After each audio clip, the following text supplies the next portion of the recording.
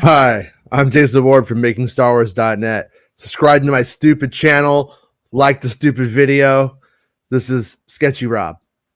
The only thing more annoying than me is one more verse of that. Now, I like it. I like, because right when you're like, this fuck, it's all, wasn't that bad. I like it. It's catchy. I like it. Well, I wrote it. I wrote it, whatever, yesterday. And then I forgot to put George Lucas in, and I was like, "That mother, he's right though." So I was like, "Oh, see how he likes this." We should one day when they had the premiere for episode 10, I should come out there and we need to just get in the car and blast this on a loop around the fucking premiere. Just or be those guys. If they ever make Rogue Squadron, we'll be like, "It's not about spaceships." So like, this one kind of is actually. This one is Disney Plus will be making Rogue Squadron. Kind of all about it. Yeah, I'm not sure what to think about all of that stuff. You know, people tend to kind of extrapolate on the rumors and then do the fan math and then it goes all crazy. And what can you do? You know, but anyways, really quickly, I guess we'll make sure we get to the main point of the show at some point.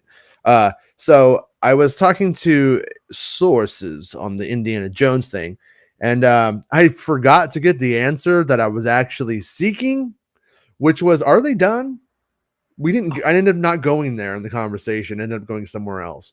But one of the things I could share today about Indiana Jones 5 is one of the main sets at Pinewood. And if you remember, I talked about how there was a cave set. Well, they made more caves, and there's like a ton of like what I guess you would call natural caves is how they look. And so Indy and Phoebe's character will be going through this passage of caves, right? And then once you circumcised caves, once you get to uncircumcised caves, foreskin caves, and very Italian. Foreskin folds. Once you end up in there and you get like deep into this cave passage, if you will. Foreskin Sevenfold would be my band. There you go. Right, it's my early 2000s. No, but what's strange about it is that you end up hitting a point where you can see like this sort of like ancient dome on the inside. Almost like what you would see. I don't know. Like I'm horrible with this aspect of history. I know American history pretty well, but like up top, you got like the Sistine Chapel, and they're up there. The Ninja Turtles are painting the frescoes. They're up there. They're like painting the fresca. I love fresca. 0 calories. But when you're up there and you're like painting and stuff, well, this isn't painted. But like that dome, like you're on Naboo, on the inside of the building of Naboo, and you can see like that dome. That's a better example for our audience. Yeah. I.e. me. Whatever. Yeah. I'm like, how do I explain this? But anyways, so it's like an ancient looking man-made thing inside of this cave structure. Okay. And as you go deeper into it, you come to this dome. And there's like, the way it was described to me is that there's hydraulics. And so that way it falls inwards and it collapses into itself. And and around it are a bunch of medieval statues. And so it's like a sphincter. Okay. I'm not being mean. I'm just. Yes. So you mean it's like a trap. So when you fall in there, class is in, and you're stuck or something. It's Indiana Jones. You're talking about the Sphinx or the sphincter. Wouldn't it funny if it was originally the sphincter, but they just shortened it because it was too hard to chisel into the walls? Like, Fuck it. You know what? This is too much work. You know, they had a trollish fucking pharaoh, but then you know, there's actual each chisel is money, and they're like, we don't got time for this, and I'm not drawing that fucking balloon out every time. I'm not gonna do it anymore. Yeah, no, but anyways, I don't want to go. I okay now. So, anyways, it's on hydraulics, and they made it so that this thing can literally like eat itself, or whatever, with medieval statues is how they were described around it. Okay, Right. so that right there, those are the facts. Okay, so and but right there is the facts. Gotcha. Yeah, We're in court. Good to know. yeah, cave structure. You go in deep. You hit this domed room. The room collapses onto itself with medieval statues around it. And Sustained.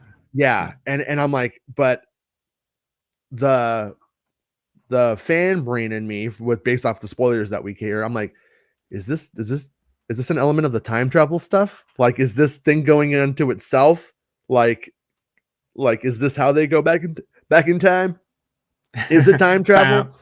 Yeah. Oh god, I'm like this close to having the information that I need about this movie, about like what the fuck it is really, and it's like so frustrating because there's some element of it that makes everybody act all weird, and I don't know why that is, but why everyone's afraid of saying what it is. But I have a feeling as we get further away from the production and it enters into post production, that's when people will be more willing to speak. But I asked, I wanted to, and I still also have my doubts that it's a time travel story. Like I'm like, is it? You know, is it though? It It's could a big fake out. Well, I mean, it could be breaking convention in the sense that it could show flashbacks that don't involve Indy. It could break convention. That's possible. It was suggested by someone on Twitter. I'm sorry, I don't remember what your name is now, but that it because it's been a long time since you said it. But and I don't think we know each other. But I think somebody suggested, what if there's a film set? What if a film is being made? And Indy's an Indiana adventure Jones movie goes through it. Yeah, like because we do see like ancient Roman-esque looking stuff with barbarian looking stuff with Nazis coming through. And like, so what if they were making a movie, a 1944 movie, and during the war, and Indy drives through it, which really doesn't make a ton of sense in a big way that they would be filming a movie like that during World War II. But I guess it's possible. I guess movies were made then. I guess it could have happened. And it is an Indiana Jones movie where anything can happen. Aliens, the Ark, you know what I mean? So I'm not going to really get hung up on something that could just be a fun, but or it's Indiana Jones and the quest for the flux capacitor. Yeah, right.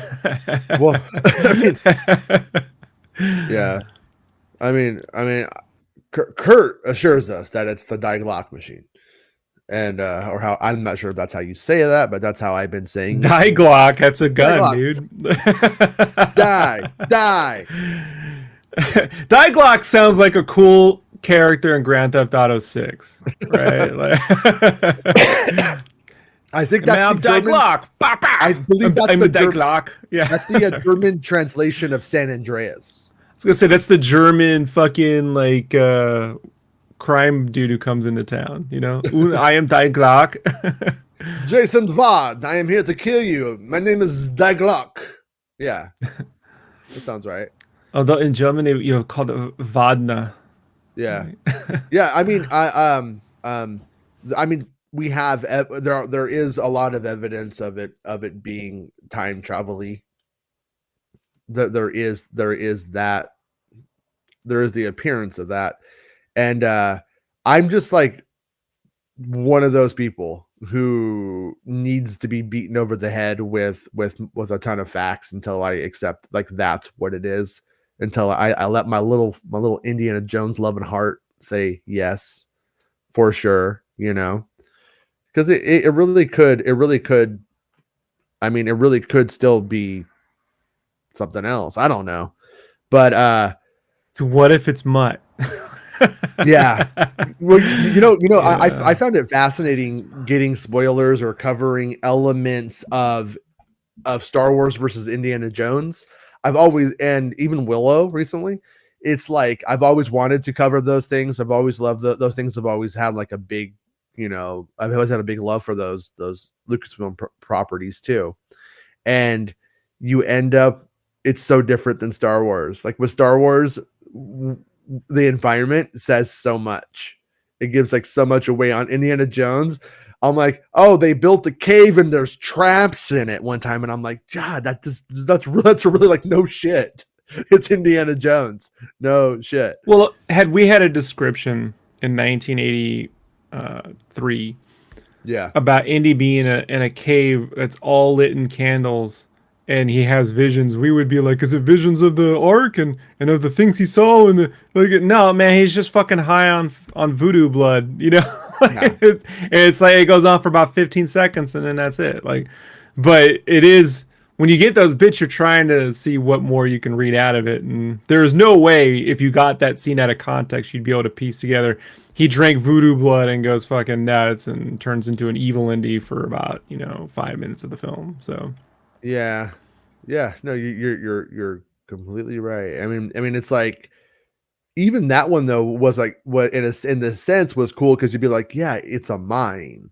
Like if and like on this one, I think I've reported about a train station, a giant train or normal train, but a full size train built inside of it that appears to work. And my, the underwater tank was used, and then we ended up seeing Antonio Banderas and Indy with the helicopter appearing to jump in to go scuba diving together. And so there's going to be like one of those 1969 cool James Bond, I think, underwater scuba diving think they're sequences. both getting their like tidy whities, I hope they their both have like Lucas to I go both they swimming. have like Superman skeevies kind of on before they get in with like hairy fucking 60-year-old And he's man. got like the map with the red dashes going around. Turns out this whole time it's been his underwear. It's the whole map of the world, right? we actually this is where So we actually stupid. see that he got a Marcus Brody tat right here. He's like, Marcus was my Oh, tramp friend. stamp. It's They're, no, they're it's a like tramp stamp on they're his like, they're like back, like dude. it's kind of weird. That's just a guy you worked with. Yeah, but the fans love him. Turns out he was a bigger coxman than Henry Jones at that college. Yeah. But I mean, fucking, this movie's still not coming out for a long, long 2 time. years. 2 years, man. 2 years, bro. Like Fuck. that is, I mm. Yeah, that's weird, weird and painful. I mean that's like you're in the 8th grade now, and when this comes out, you're gonna be out of the 10th grade. Yeah, or that's like you're a 16 now. You're learning how to drive a car. When this movie comes out, your parents will have kicked you out, and they're not responsible for you. They don't love you as much anymore, apparently. We had very different childhoods. Like, that's all I can say.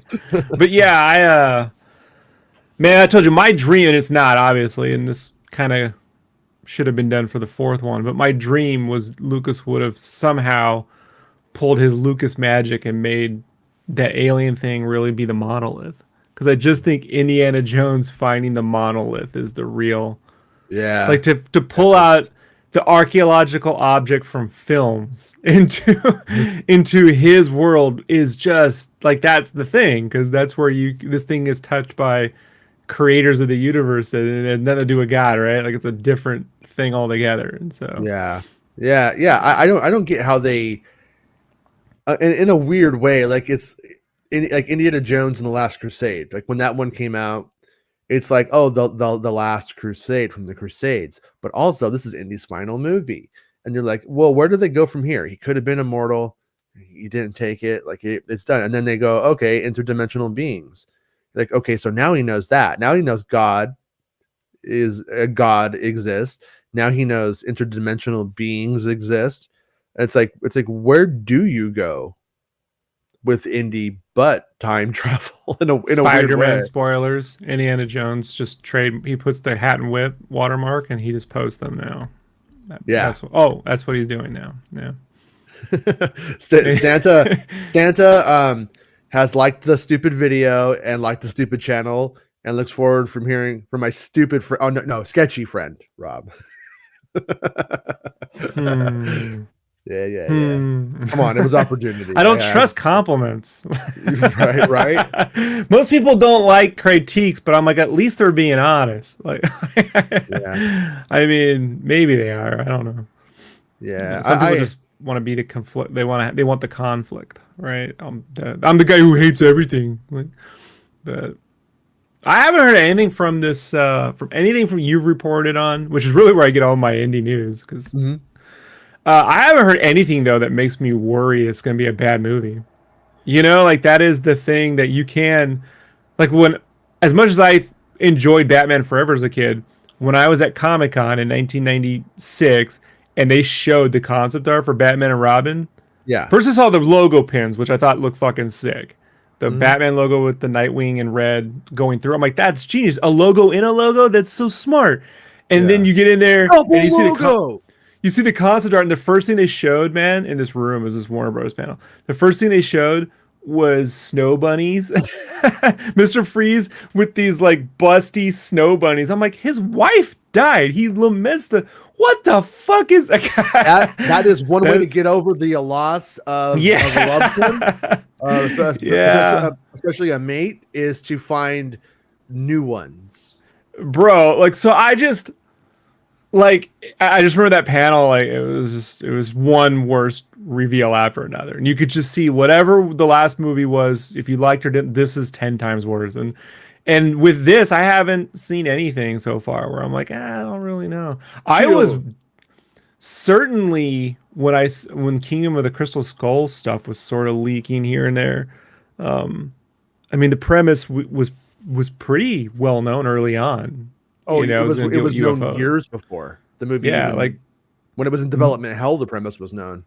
The fact that we have no idea what the premise is now, and it's just still is interesting, right? I mean, if it is just a cinematic remake of Infernal Machine, the Nintendo 64 game and PC title, that's not a bad idea too. You know, like a bad idea in that it's a gateway to another dimension or something is what he found. But escalating the MacGuffin is not the trick that I think Mangold would go for. Like it just doesn't seem like that. Seems like something he would have been forced to do, like when he made that Wolverine movie with the Silver Samurai. It's like big CGI sequences, and he was like, "Fuck this shit." Then he made Logan, right? So that's like anytime I got friends who are like, "But Patty Jenkins, Wonder Woman 84 Select." I'm like, and so did the Wolverine movie. It was horrible, and then Mangold flipped it and made Logan. So as an artist, I don't like anyone telling me, well, the last thing you did was that, so you couldn't possibly do this. Like, fucking, what do you know? Yeah. I do think, though, that it has to somehow lead into other people taking the mantle, or they got a James Bond reboot it in a way, like. Yeah, see, they're not letting it go. I'm with you there, and I don't even think it's a bad idea. I don't even think the original Indiana Jones movies really even not that they're not in continuity with one another and canon. It doesn't. I mean, it does exist with Indy, but it doesn't really give a shit. It doesn't really matter. Like the Short Round wasn't at his wedding. The second one's a prequel. Yeah. And then the third one doesn't acknowledge much of anything from the first two. In fact, it redesigns two of the main characters from the first one and turns them into like TGI Friday TV tropes. And in a way, I actually do enjoy, surprisingly. But Marcus Brody and Sala are kind of clowns by that one, and I don't mind it in that film, but I don't mind it personally, but. But I gotta tell you, when I see it, I have to also remember, guys, this is a movie in which Indiana Jones puts on a Scottish accent and complains about tapestries for like 2 minutes. Mickey Mouse. Yeah, with the tapestries, like you're just like, all right, Scrooge McDuck, like just bring it down like a Yeah. little bit. That scene would not have played in Raiders of the Lost Ark. Like the movie itself is lighter in tone than either Doom, obviously, or Raiders. It's intentionally so because it's the late '80s, and everything from the early '80s was seen as too dark. Yeah. I mean, the fact of the matter is, the meanest movie that came out that year was Batman, and people think it's tame now. Like you got to Oh, remember it is. the hardcore film in '89 was fucking Batman. You know, like Yeah. fuck Batman. You know, it's a gritty Batman. Now people are like, it's cartoony, can't move his neck. Can't move his neck. How can he look back at my ass when he walks by if he can't move his neck? Men, everybody, like this. I'm Batman. when I hear that alt-righters now complain that men are too feminine now, I'm like, everyone was wearing pastel in 1989. Everybody. Steve Gutenberg was seen as a man. That's how fucking weak the late 80s were. I'll tell you, yeah. You gotta remember. Right. It was like, yeah, everything was not. That's why I like early night court, late night court. I mean, John Larroquette is the epitome of manhood for me. Don't. It's canceling yourself now, right? No, on a kind of a similar question, or on a similar kind of side to that, I was wondering. Let's just pretend, like I was thinking about that. I was like thinking about the artifact stuff, right? Yeah. And if you go and look at, like, I don't know anything about Chris Pratt. I don't actually care. I don't really give a shit. I don't really expect good-looking jocks who used to be fat or not to be. I don't look to them for like the pinnacle of morality and what a person should be. I don't actually get confused that my superheroes in Marvel movies, the actors are also superheroes in life too. It's just like, it's a fucking ridiculous notion. People suck. People are people. And, but imagine he's Indiana Jones.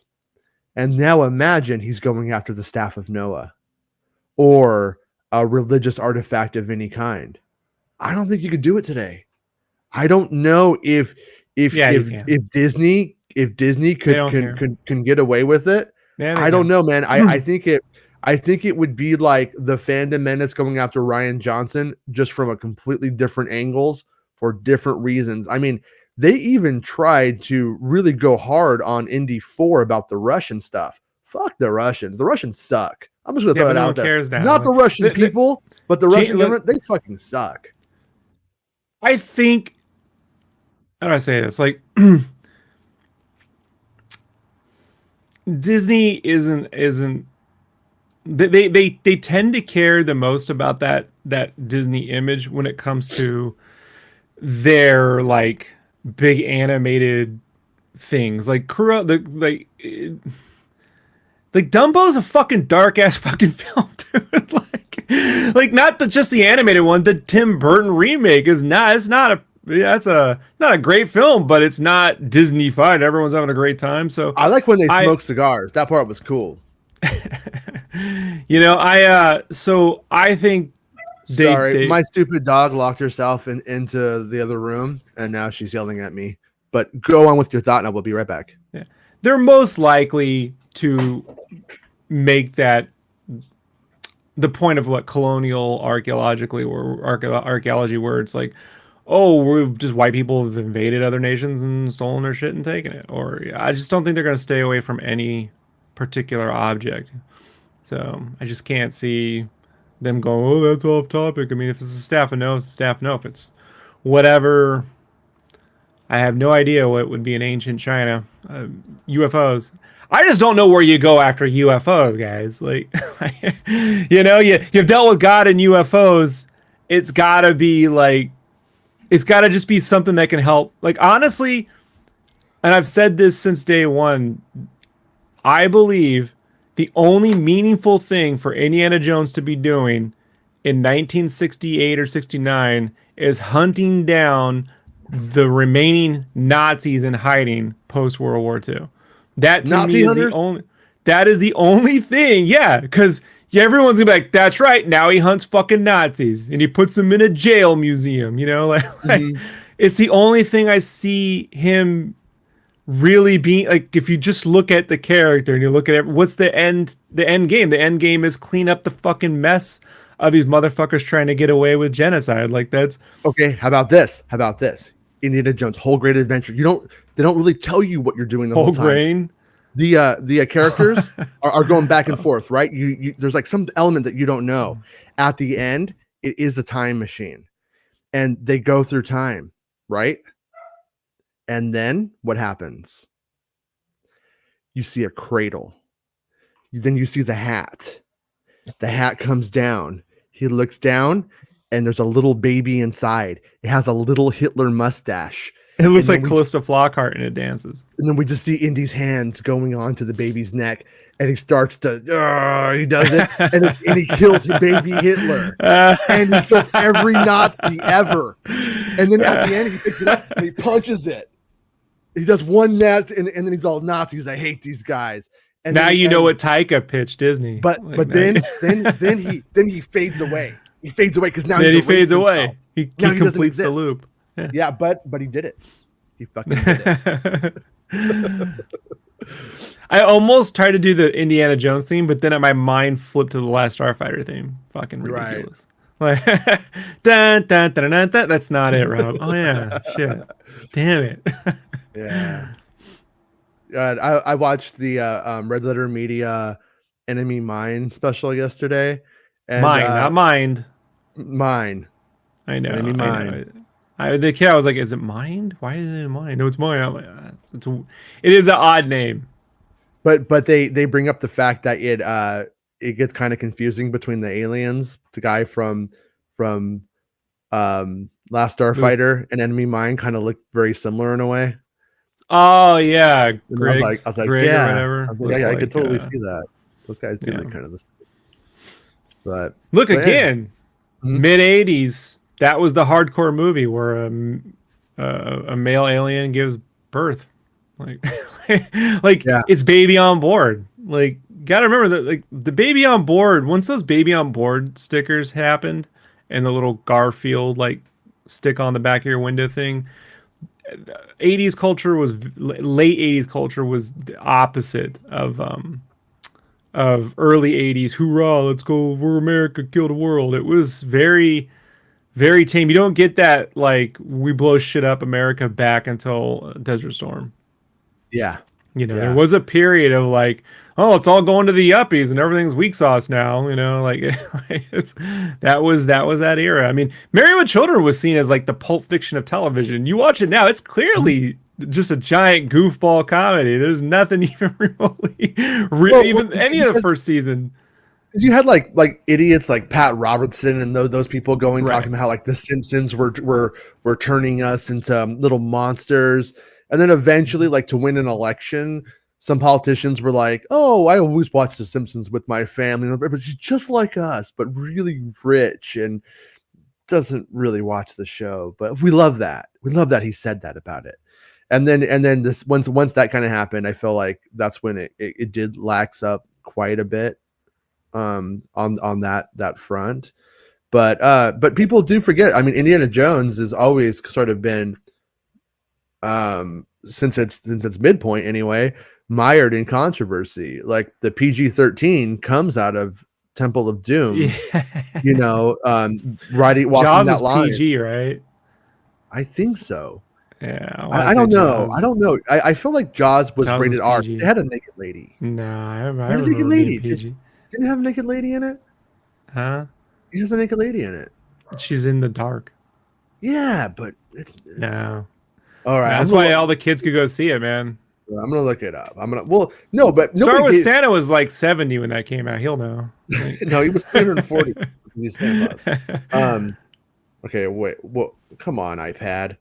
What rating I have is Jaws?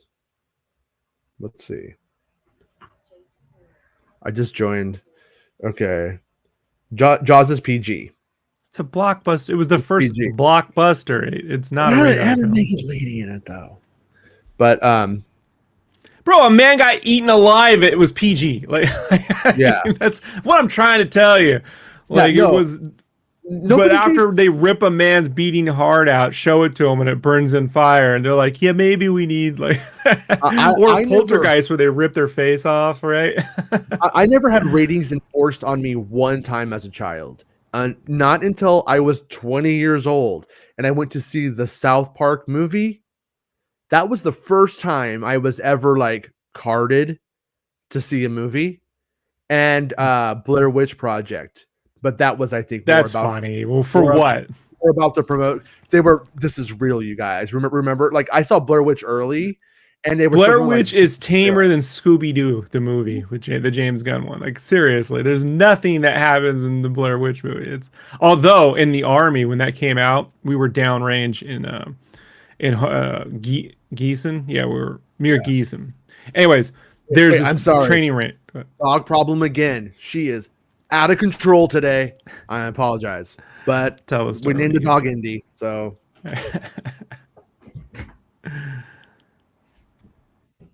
Wasn't Last Crusade the first film to get a PG rating? Direct result of Temple Doom Backlash. Sure, I think so. But I can't remember because I was watching Alien 2, which was RoboCop. The one I remember was RoboCop was almost got like an NC-17 because it's so violent. Like, that was the big deal. It's just the most violent film ever made.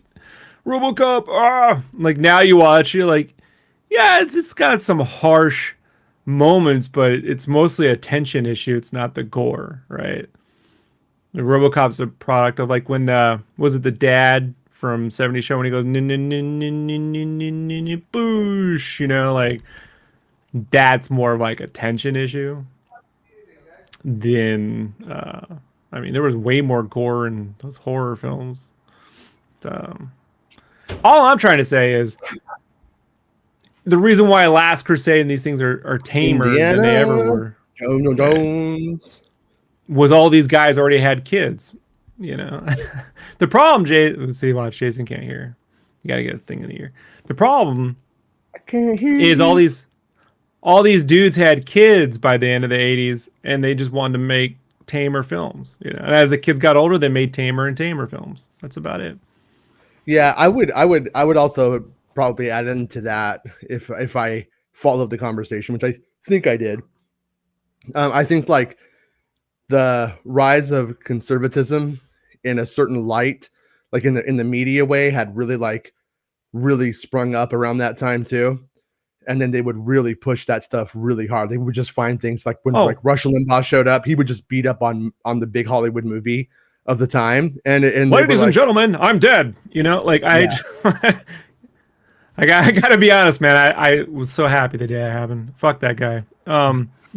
Serious. Fuck that piece of shit. So, and his fucking family and everyone else, dude. I can't fucking stand him. If he was authentic, I would be like, hey, he believes, but I don't think he even believed what he said. No, I don't fucking James piece of said shit. RoboCop is the most violent movie I've ever seen. And I stand by RoboCop as a product of tension, Jason. That yeah, there's some effects that are gory, but no, far less than any Jason movie at the time. Yeah. Right. Or even like Psycho 3 or, you know, or Psycho 2. Like there's, or fucking, I think by the time you get a Hellraiser movie or Phantasm or something by then. So, or Nightmare on Elm Street where Johnny Depp gets sucked into a waterbed and spit back out, you know, which kept me off waterbeds for 5 years. Well, remember when they put Edward Scissorhands on a waterbed? Why would they do that to him? I can never and then he gets sucked in, you know, and then Edward has to fight Freddy. Now, why that hasn't happened in a Mortal Kombat video game yet, I'll never know. You know, it just seems to be. And then, like, the whole point of the movie is like, don't judge people by how they look. They could have really good hearts. And at the end, Winona Ryder's like, I'm so fucking hot, Winona Ryder. I don't want him to see me as this old broad. It made no sense. You thinking that movie makes sense? No, not really. It doesn't make a lot of sense. He's just up there, never aging. How did he get that on? Whatever. I mean, I love that they put him on the waterbed because that's fucking hilarious. What I want to tell you about Blair Witch is we all saw it, me and a bunch of guys in the tanks, because they had this movie theater where we're downrange. What we saw in the theater, we get in on our whatever, we go out into the woods in the Mhm. Black Forest, and we're training. And there's a spot outside of your tank where everyone had like a bathroom area where we dug an area for the bathroom. And when I was out there, I had made the little Blair Witch shit out of twigs. I spent the whole night making this, and so I hung it up right at the shitting hole, basically, right. And I went back to my tank. Right, this is like 2 a.m, and then I just sit and wait, and then I hear. And then, bam, bam, bam. Hey, let me in the tank. Nope, let me in the tank. Yeah. Like it's the funniest fucking thing ever, man.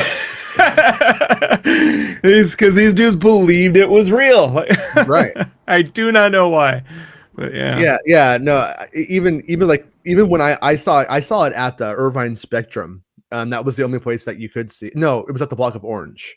I saw it at the Block of Orange. That was like one of the only places you could see it on its original, like early run or whatever.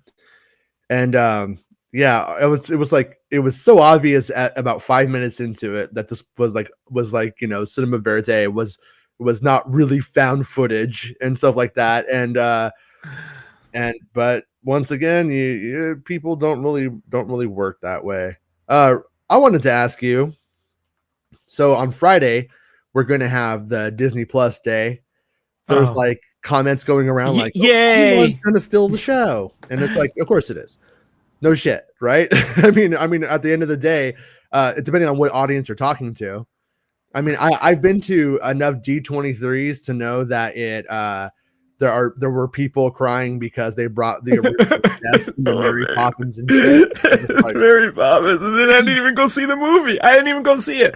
I know they brought the desk back, and you're just like, oh my god, you guys fucking serious right now?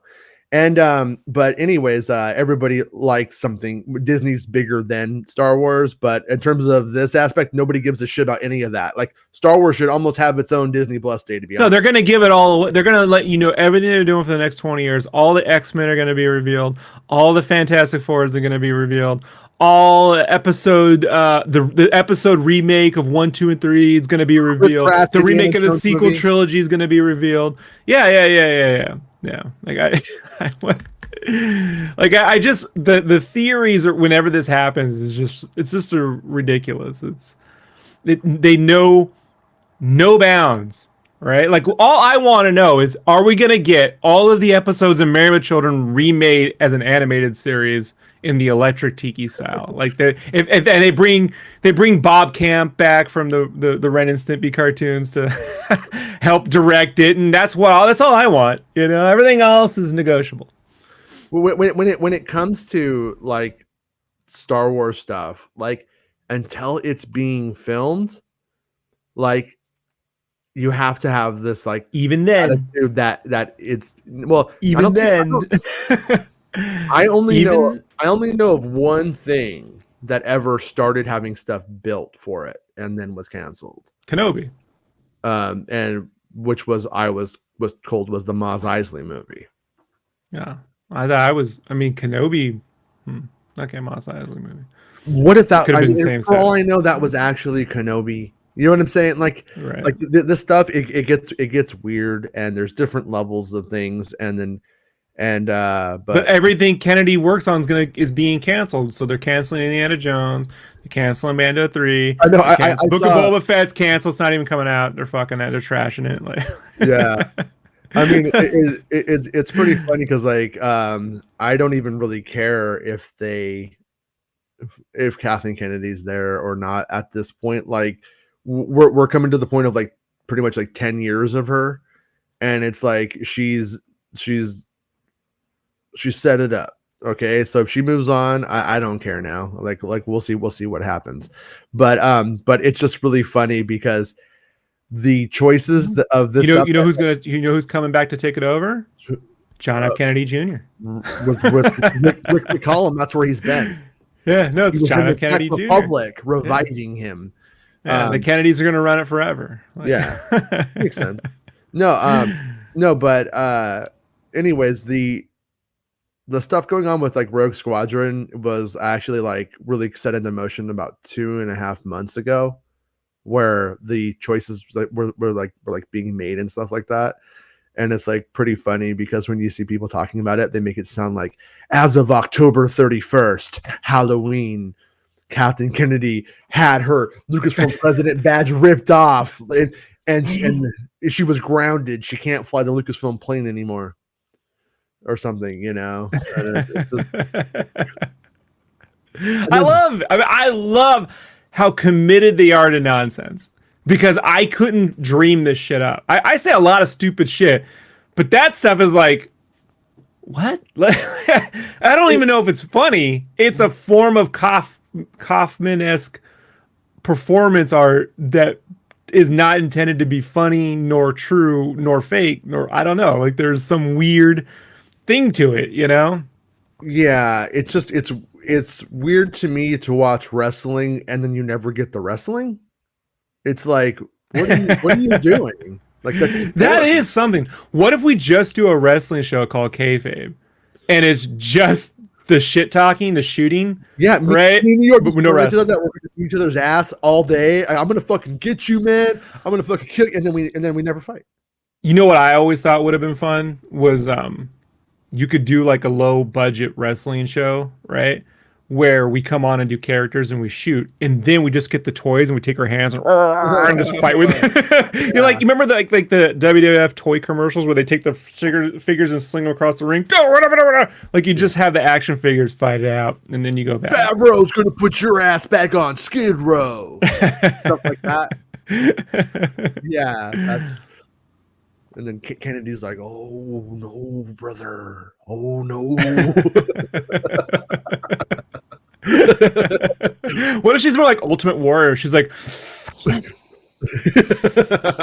she comes out at D20 at D plus day, and she's like, yeah. And then how about this? Mandalorian season 3 comes out. It's some SJW nonsense, right? So here's the twist. You have Filoni there, and he's like, I directed all of this myself. And then we see a guy in the hat come out. And the Filoni without the hat has been the fake Filoni the whole time, because the Filoni in the hat has been captured and trapped. Bro, it's Foloni. F-A-U-X-L-O. That's my name. I'm Foloni. I thought he was wildly into drugs and sexual, unlike Dave Filoni. Filoni fum. Look out, Mando season 3, here I come. You know, come on. You really, I'm the problem with the show? All right. Okay. It's because I laugh too much, you know. We're rambling now. Watch Doomcock's video from yesterday, and he laughs mid-sentence when he's spinning some story about lesbian heroes in a new RJ Galaxy where there is no force. They can't look. They know they're foolish. They know it's a big goof. The problem is they've weaponized a legion of idiots to believe it's all true. Yeah, it's the opposite of what Red Letter Media does, where they have legitimate takes, right? They do it in a satirical way, but then a bunch of other guys weaponize their own fucking words to then create a legion of fucking nerd intellectuals that don't even know what they're spewing. You know, just it's the opposite of that. But you know, poor guys. But what can you do? So, by the way, I want to do an impromptu UFO show because you're going to be rambling. You're not going to stay on target. That's the show. Lou Elizondo, he talked to GQ UK, and he has a couple of quotes that I thought were interesting. He says, it was the overwhelming weight of evidence and data. This is about him at ATIP. I was talking to pilots routinely. There's videos out there in the government that the public haven't seen. There's one that's 23 minutes long. There's another one where this thing is 50 feet away from the cockpit. I mean, it ain't ours. We know that. Sometimes you just couldn't believe it. You'd have, I need to put my glasses on. Old grandpa needs his glasses. I'm having a hard You're time. having that Captain Kirk moment in Star Trek too. He's It's coming all, right over, Kong. there's another one where this thing is 50 feet from the cockpit. I mean, in ours, we know that. Sometimes you just couldn't believe it.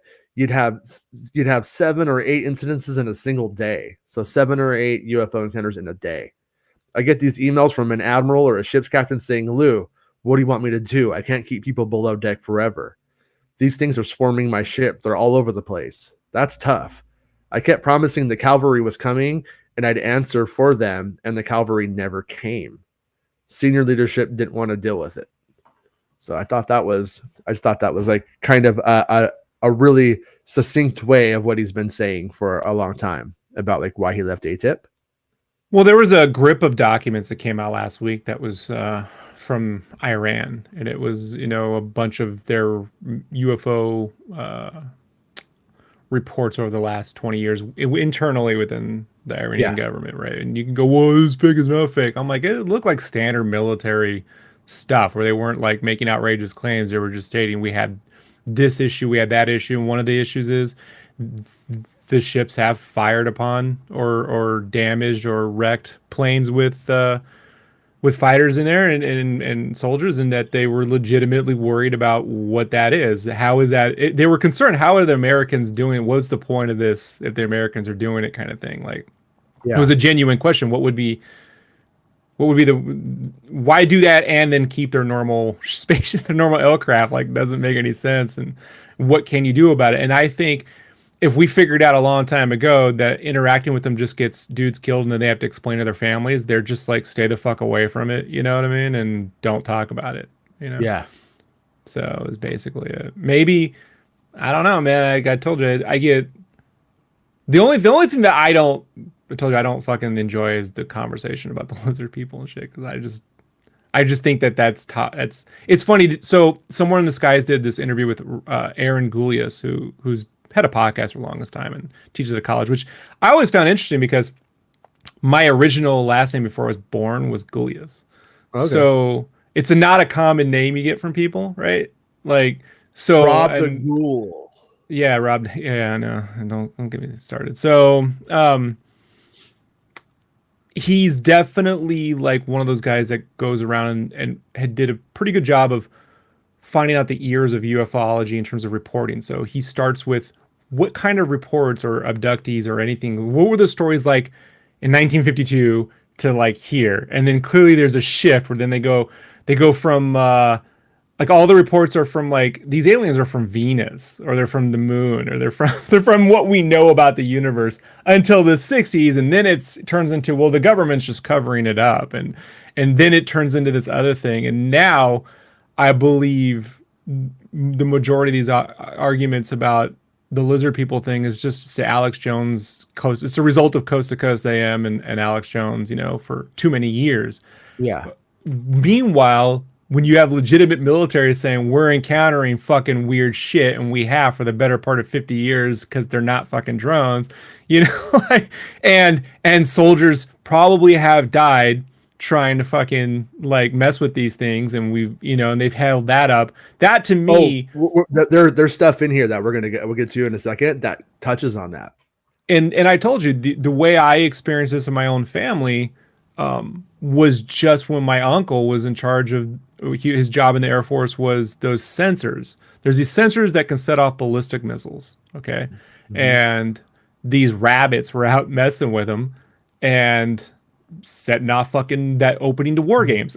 Banging on them. That's what rabbits do. There's yeah. And he was like, what can we do about it? And then they were like, just don't deal with it. It doesn't matter. It kind of, I don't know. It's weird, I'm not saying go out there and kill the rabbits, but certainly there was something they could do.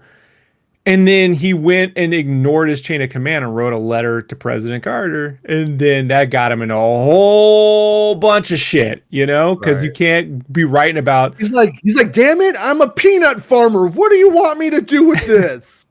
Yeah. The bigger issue is, talking about national security shit at the height of the Cold War in a written letter. Like it's. Did he watermark it too? Like that?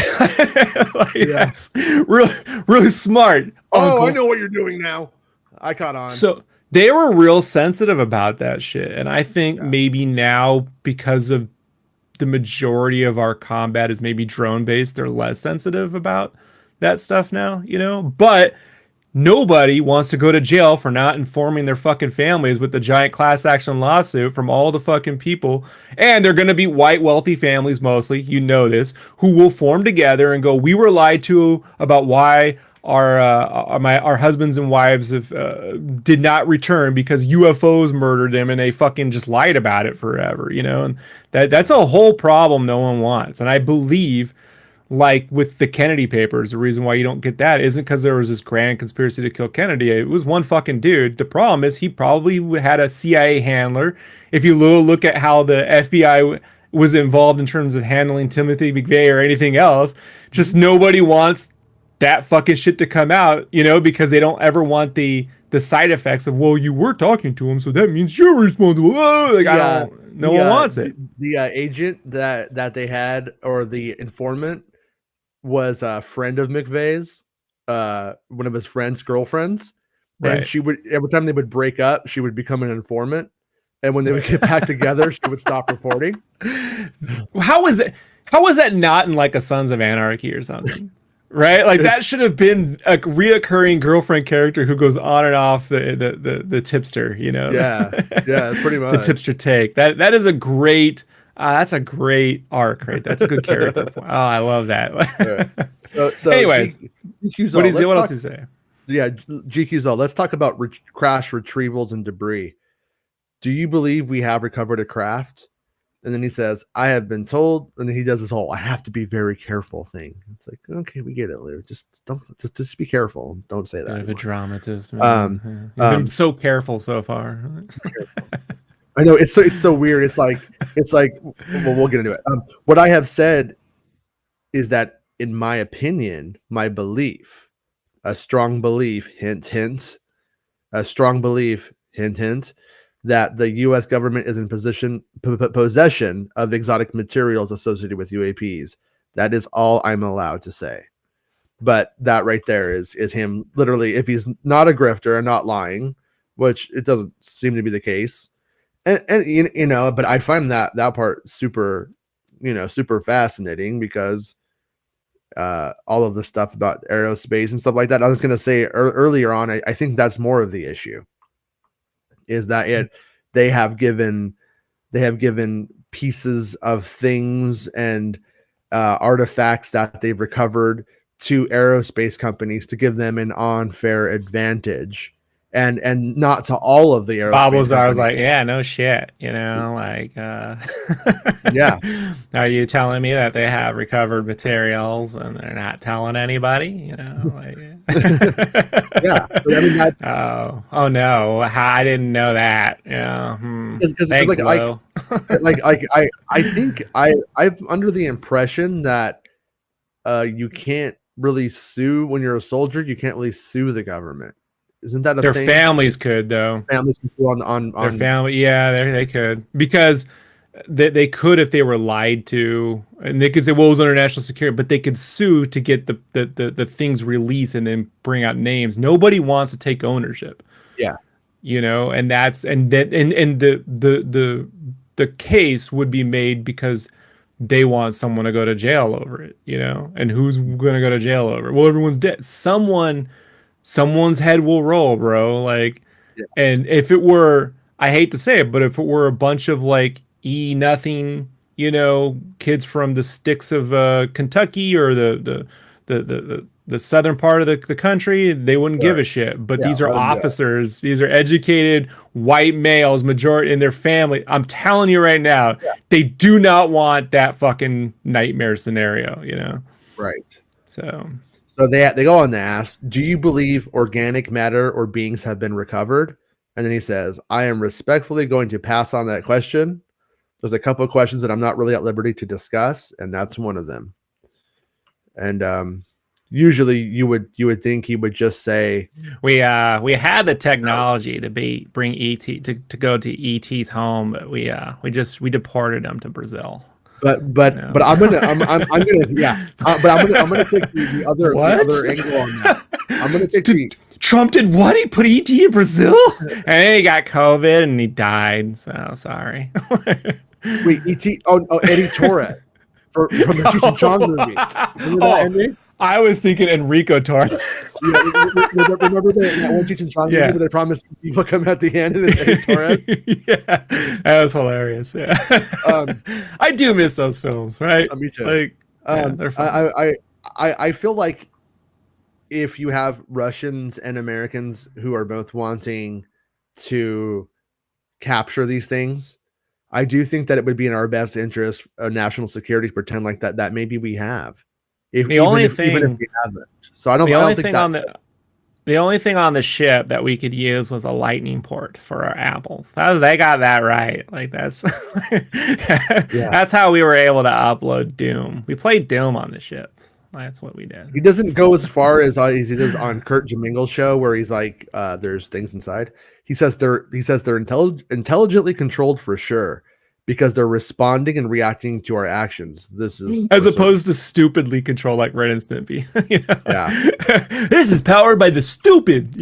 Like whatever. I mean, I do think though that if the beings that run the ship are the computer. I don't think the ship is the computer. Like. Have you watched the whole interview from Theories of Everything with Lou? No. He's just a conflicting guy for me, man, because he constantly he brings up these weird analogies where he's like, I don't want to get into it. He's got things that make me very Blue Lives Matter. He's not doing anything that crazy lately or anything like that. Right. Like on that front. That interview though is, I think, the main interview he's ever given. I think it might not be as important as his 60 Minutes appearance. That's the one where he says the most, and that's the one I think where you can evaluate him the most from. What he's saying in there. Yeah, whether you believe he's off his rocker. Send me the link. I will watch it. Okay. Right. Yeah. I'll post it on the link. Begrudgingly, I really wish you wouldn't believe it all though, because it's just a giant fucking headache. Well, Kurt and his audience, they ask the right questions of the dude. Like I've seen Luke do interviews and and people are like, I don't know what to ask you, and it's like I get it. I mean, it could be hard, especially if you haven't done like a lot of interviews, and everybody's already asked them so many things. But they go in on it, and it's really good, by the way. Whoa. Why did the alien look at her and her eyes caught on fire like fireworks? So let me ask you this, right? Like, if I sucked an alien's dick, does that make me gay, or does that mean I'm into bestiality? Because it's not really a human, right?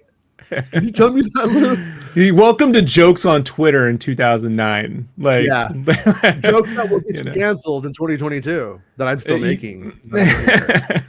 Canceled by aliens.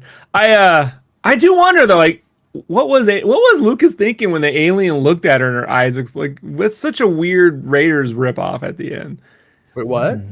At the end of Kingdom of the Crystal Skull, the alien, the big CGI, the Uriel poof. He goes, yeah, no, because fucking Kate Blanchett with bangs. Oh, that's my jam right there. And then her eyes with the sparklers, right? Like, yeah, that alien is like, oh shit. He's like, I'm gonna blow this bitch up and get her brains in mine, and we're gonna do some space stuff together. That's what people don't get. He actually blows her up, and they merge into one romantic, hot, sexual being.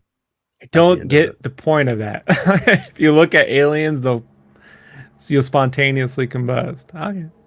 Yeah, well, no, she wants the knowledge and the power of what they have.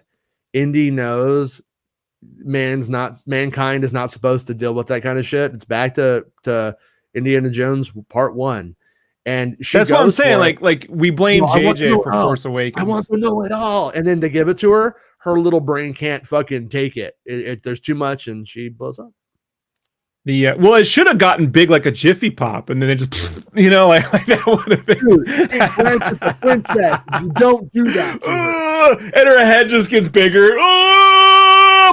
And then it fills with popcorn, right? And then the whole temple fills up with popcorn at the end, and even wanted her boobs to do it. Even though what if her boobs blow up? Yeah. Yeah. Well, Kate wouldn't let us. No, we can't do that. Kate wouldn't. I tried.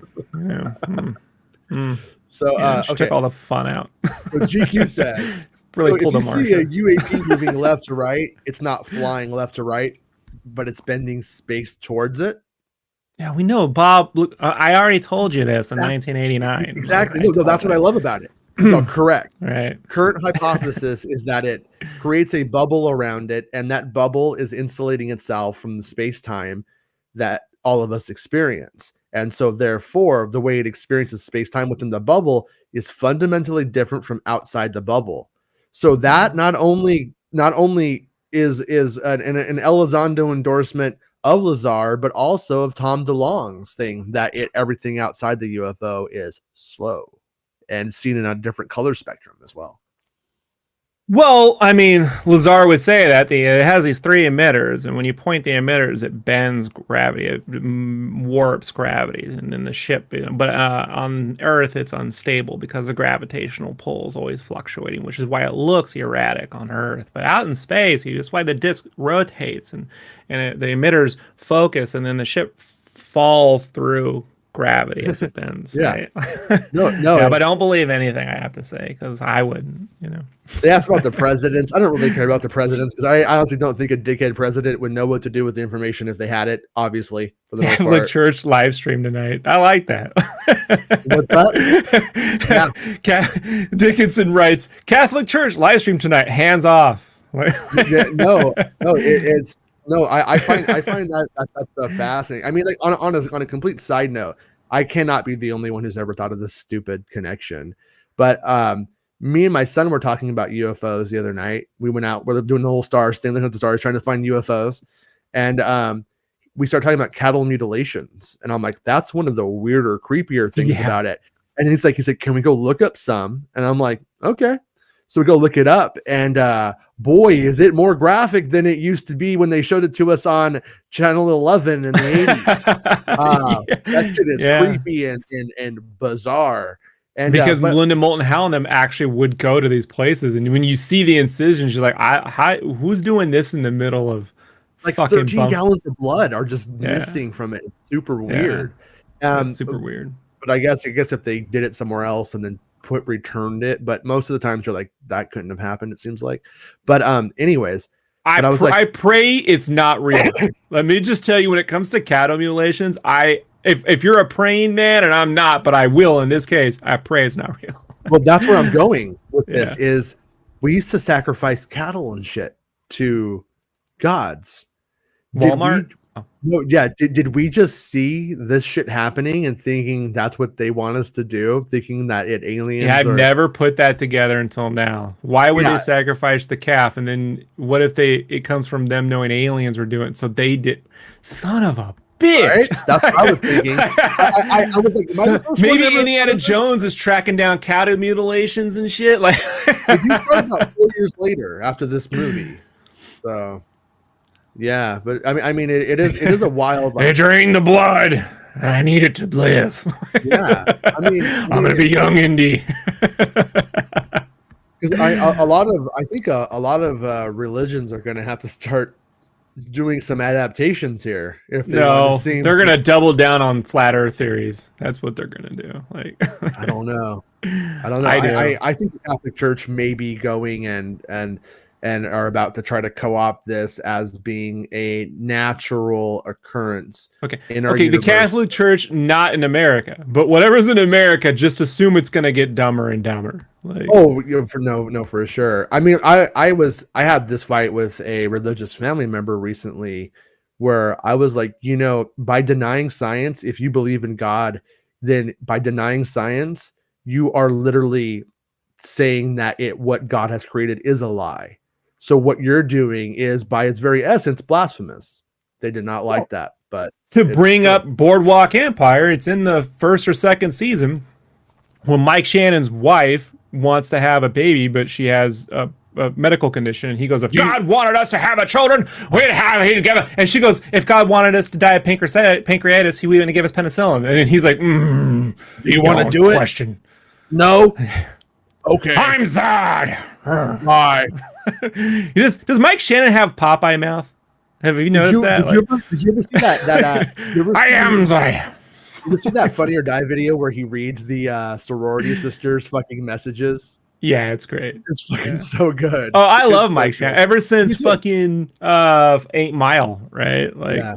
No, he's yeah, he's. fantastic. We need him I'm in like, a look, if you're gonna cast Magneto as a white dude and you're gonna recast, make it fucking Mike Shannon. You know, there's a guy who's like, there's a Magneto who's like, I'm not taking shit from nobody. You know? It turns out Professor X isn't bald. He just grabbed him by the hair so much he has patchy hair now. You know who Mike Shannon really reminds me of? The Rusty fucking icon from or the bad boy fucking sticker from Oh, 88, 87. this almost brings this episode back into the form. Be serious, guys. Don't ramble. In Keep cultural depictions of UFOs, who do you think has got the closest to reality? And Lou says, I have to say, Close Encounters of the Third Kind. I just recently saw it for the first time, and I was shocked at some of the performance characteristics and how they depicted UAPs, because that is exactly how they've been described in some, up until recently, very classified UFO documents. And then he goes on to say, the description of how they do right angle turns at very fast velocity, the illumination, the shapes of some of these craft, Spielberg definitely had somebody on the inside that was giving him information for sure. I mean, there's a lot of that movie that, if you know what you're looking at, is very, very close to real life. And yeah, I thought that was fascinating. I mean, he had Jacques Vallée, right? Spielberg did, being his yeah, he did. He had Jacques Vallée, and friend. that's what the main scientist guy is based on, Jacques Vallée. Yeah. So I'm certain Jacques Vallée told him about all this stuff. Dixon Whiteside says, there's got to be a rock bottom. What do religious organizations say if another civilization shows us evidence that they made us? They just say they're fucking aliens or demons. They say, look, man, religious institutions to this day still claim that we have hurricanes because of gays. All right, like, what do you rock bottom? You know, they claim the virus isn't real while they're dying. Right? How many religious leaders have died from fucking pandy? You know, like they don't care, man. I want to get into some fucking that's so good it makes hurricanes. That's making me want to be gay. You're making me gay, guys. Rock it like a hurricane. You know, like choice. Look, if that's what. All I'm saying is, if it was that easy to make rain, this would have been a gay nation way earlier. Wait, maybe that's why sailors are always getting it on. That's why they're in the water, and they're like, you know what?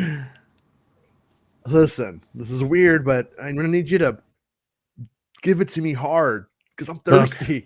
I'm thirsty for some. And he's going to go back to the Dust Bowl era, and then he's going to have a lot of gay sex and make rain and prevent the Dust Bowls from ever happening and prevent the grapes of wrath. It's going to be the gays of wrath. No, I mean, I do. I mean, I do agree with what you're saying. At the same time, I think that we are potentially on the precipice of there being such hard faced, undeniable kind of like facts about they think there's a flat earth. Well, yeah, but I mean, let's be real though. Most religious people don't believe in a flat earth. Most don't. There are some special people who do, but for the most part, most of them don't. And it's like I don't even know how those people reconcile the ark. But this does let them reconcile the ark. Did you ever go to a Christian research center? Oh, my girlfriend took me to one of these in high school, right? Because her family were one of these Amway selling, people, and the ark. It's funny watching them. And then there was dinosaurs on the ark, and here's how many cubic fucking blah blah blah blah blah, and it was all in there. And then you get to the Antichrist section, and it's Bill Clinton. Yeah. Napoleon, Hitler, Bill Clinton. I'm like, the fuck? I just said, get the fuck out of here. Like, he's not my favorite person in the world, but the Antichrist, get the fuck out of here. He's the Randy Quaid of politics. let's not put too much on him. He's exactly what Conan O'Brien made him out to be. But it's just they will figure out anything. Look, I personally believe if there really is in intelligent life and the creation of the universe and all that, it was created by robots. Like Mhm. Transformers is the most accurate science fiction concept of all time. The only thing that is hospitable in space would be for robots who could transform and replicate and create more transformers and replicate and find different planets. And then if they find a planet in which life naturally occurred, they try to protect it because it's rare. Like it's that, and other robots are like, no, we'll pillage this shit and make more robots. Fuck life. Like that concept to me is way more accurate than any other religion. But I mean, I'm not Catholic, but I always seem to hear that they're kind of on the ropes compared to what they used to be after all of the molestation that went down and all of the horrible like kind of history that they have. And I gotta say though, I feel like if you were to go and say, "Yep, those are angels, and some of them are demons," if you were to go and you were to embrace it, it is validation of the fact that if there is a mystical side of it. And so I do think that if there will be some religious people who, like I said, who essentially try and co-opt it. And they're, I don't enjoy the television show Ancient Aliens. I think it's just so most of the times it's just so dumb. But the idea that a lot of the fundamentals of religion could be based off of encounters with these things, I think is probably a likelihood. There is probably a likelihood. Yeah, well, Steven wanted to call it Kingdom of Too Many Fucking Scripts. And there might be something to it. Sometimes the first take is the best take, The fucking Monkey King script. Did you ever read that one? There's too many of them, man. There's so many. I have not read the Monkey King script. I think Darabont, for whatever reason, seems to have really fallen off a lot lately. Lately, it might be a case of got real lucky with his first film and kind of coasted off it since. I mean, the Green Mile's a little overrated in my opinion. Yeah, no, I'm not suggesting that. I actually think he's wonderful, but I mean, like Darabont was like a gold standard that people would like really go to, and then Walking Dead happened, and I loved Walking Dead when he was involved. And once the further we got away from Darabont with Walking Dead, the more I just couldn't stand the show, to be honest with you. But I couldn't get past the first episode. But his script for Indiana Jones, not really that great, honestly. He worked on the young indie. Look, man, the young indie stuff is not Indiana Jones. Whatever you want to call it, I'm fine with them making an educational show, but it's called Indiana episode though. That's like saying Jonathan Hales. No, it's not. It's not a good accurate. Yeah. Let's look. As much as I like Ryan's work, The Last Jedi is the best of the sequel trilogy, but it's not. It's not a great Star Wars. But go and put that on, and have a great fucking time. Star Wars. It's just not. It's bad. I know, but the majority of the people, man, like are, so it's not the same as when you put on Raiders and you're like, oh shit, that's fun. And I don't fully understand. Maybe, there's something to be said about sequence-driven writing, and Darabont is not a sequence-driven writer. He's probably a writer's writer. Like he reads novel. I mean, his first film was Shawshank, right? Like an adaptation of Stephen King. And maybe they need more sequence-driven stuff or fucking luck, because I tend to put a lot of this as like, wow, man, this got real lucky, and trying to recreate luck is 10 times harder.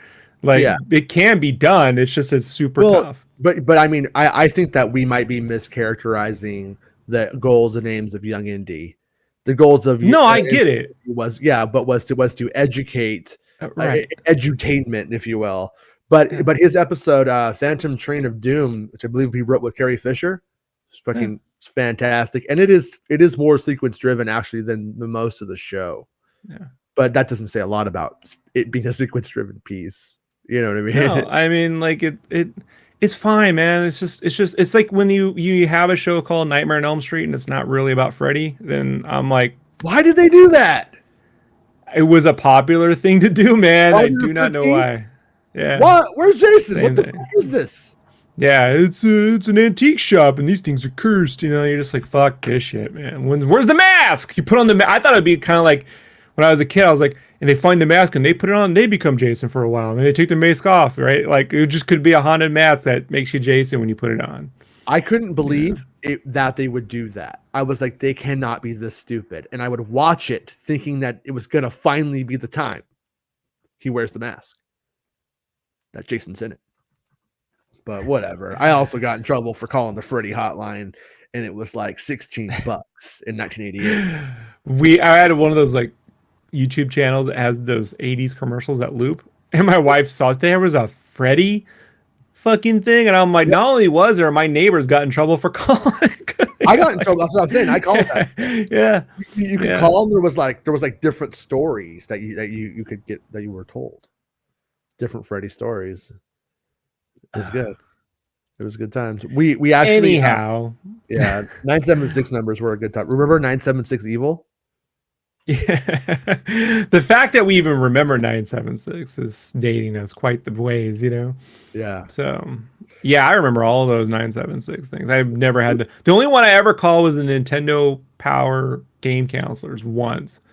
And their reply was, you just have to like do the jump right. You suck. Like there was no special trick to this game. I just wasn't good enough, And I was like, and we had a $15 phone bill over it, and I'd explain to my dad that we had a $15 phone bill because I suck at a game. He's like, well, great, because now you can't play it for a year, and learn my lesson. Jeez. But yeah, I know, right? I do think though, like the Darabont thing, right? What were we saying with Darabont's writing? Well, the scripts of the various scripts of the script wasn't any good. Yeah. Well, I'm going to tell you, because the problem was they were looking for aliens. Had Lucas managed to strike a deal with the Kubrick estate and get the monolith, that would have been a more. Monolith's not going to happen. Stop trying to make fetch happen. Would have been. No, I'm not. I'm going to make it happen. Like, what are you supposed to do with an alien ship? If he finds it, then what? Unless it turns into The Thing, where it, then it goes into that. But he wasn't going to make another horror indie film. I think shying away from horror was a bad idea. You don't necessarily need to have a whole movie where you rip dudes' hearts out, but saying horror was the problem with Temple of Doom is ridiculous. The original Last Crusade script opened with a haunted castle, which became the Scottish castle. Right. Well, Temple of Doom is the haunted castle. It's a haunted castle. That's why, Mike, when we were watching it, my wife, we get to the dinner scene, and she's like, "Do they have fruit? And why do they eat? They have a fruit option in India. Why are they eating all this weird stuff?" I'm like, "Babe, you're not going to get it now." But by the end of the movie, I was able to explain to her, they're eating all that weird food not because they're making fun of Indian food and we're being insensitive. They're eating all that weird food because they're a blood cult. Each one of these fucking person is taking the blood of Kali Ma after they're eating crazy fucking shit and brains because they are fucking psychotic. Your wife went to India, right? Yeah, she actually went. And then she came back and she got the shot. If you think I haven't already brought that up to her. Yeah. Yeah, I wonder. Blood cult. Watch out. Yeah, we got our boosters, and I got sick like I always do with any shot. My wife, however, got more energy. She got more energy than drinking a 6-pack of Jolt Cola. So if we went out and we had shots, would you be throwing up in 1 minute and she'd be like, "Yeah, I'm raging"? Apparently, it didn't happen before. I mean, I always get sick with the shot, but last time she got a little moderately under the weather. But I told her that's such a weird reaction. You should report it. Like a 1 in a million shot, you might have more. It's like Viagra, like for women. Like I don't know. Well, are you getting laid more from it? You're like, it's like Viagra, bro. When you have this laugh, it was Slim Pickens. I see a guy in that sweater, and I'm like, that's a guy who gets laid a lot. I think he plays backgammon, has leather-bound books, and smokes a pipe. I do none of those three things. Don't quit your day job. That's all I gotta say, Jason. Yeah. Anyways, Yeah, but Darabont was who everybody used to go to and be like, they should have made the Darabont one. And I read the Darabont one and I was not like, I needed this, you know? And I think Darabont's great, but I also think he might have when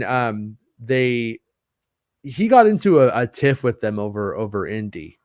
And I feel like I could be wrong about Darabont. I don't know. Maybe there's all this stuff going on I don't know about. But I feel like after he got into the tiff with Lucasfilm over Indy, and then Walking Dead went the way that it did, I feel like they're not really pulling from him anymore. But I still think that Darabont could potentially deliver a really strong Star Wars script, and I would want to read that. I always believed they should have got Joe Johnston to fucking direct one of those things. I really liked his direction on Jurassic Park 3. The script wasn't the problem with that script wasn't even the movie. The problem is at the very end, agents show up and then it's over. Like it should have been that giant fucking monster comes out the water and attacks things, but they were fighting a studio that didn't want to spend any money on Jurassic Park.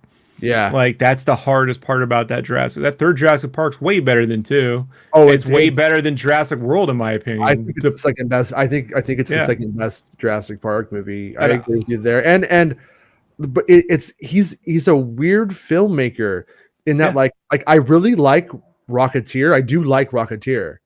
There is a certain incompleteness to it that I need to watch it again and really analyze it, but I've never felt completely satiated by what it should do. Like they had not the technology. This is the problem. At the end, it should have been a bunch of them getting into an aerial battle, right? A bunch of those when you see that cartoon about different Nazi dudes flying over, at the end, it should have been him fighting them up. And they did not have the ability to do all those people. And we had Superman at that time. Not that Superman looked great, but Superman was exhilarating. And for whatever reason, they never captured like the majesty of it. Maybe it was the lack of John Williams or something. I don't know. No, they did better than Superman because you're seeing Superman was straight on and around because of the camera or that weird like with the angles where they're hiding the feet. With this, because you're able to do this, you actually have him this stuff. The problem is he had flames coming out of his fucking backpack, and my father could never get over the pants. His pants would catch on fire. Like one of the things in the movie they should have directly addressed is these are retarded pants. You know. What do you call it? And then same thing as like I really liked Captain America, but I also feel like the first 2 acts of it are very good, and the third act of that movie for me falls apart. And it's like it's just I like the movie. I know I like it, but it to me it does fall apart in the final act, or the final last part of the film isn't as strong as the first 2 parts for me. And it's weird though. Like I really want more movies from him. Like I think he's retiring now though, and I think he's done. James Kruzek says that Joe Johnston said he'll never work with Disney after Captain America. Let me tell you something, James. Money solves all problems. I don't want to hear anything about it. Like how many times I've heard I'll never work with them again, and they're working again. You know, like it doesn't.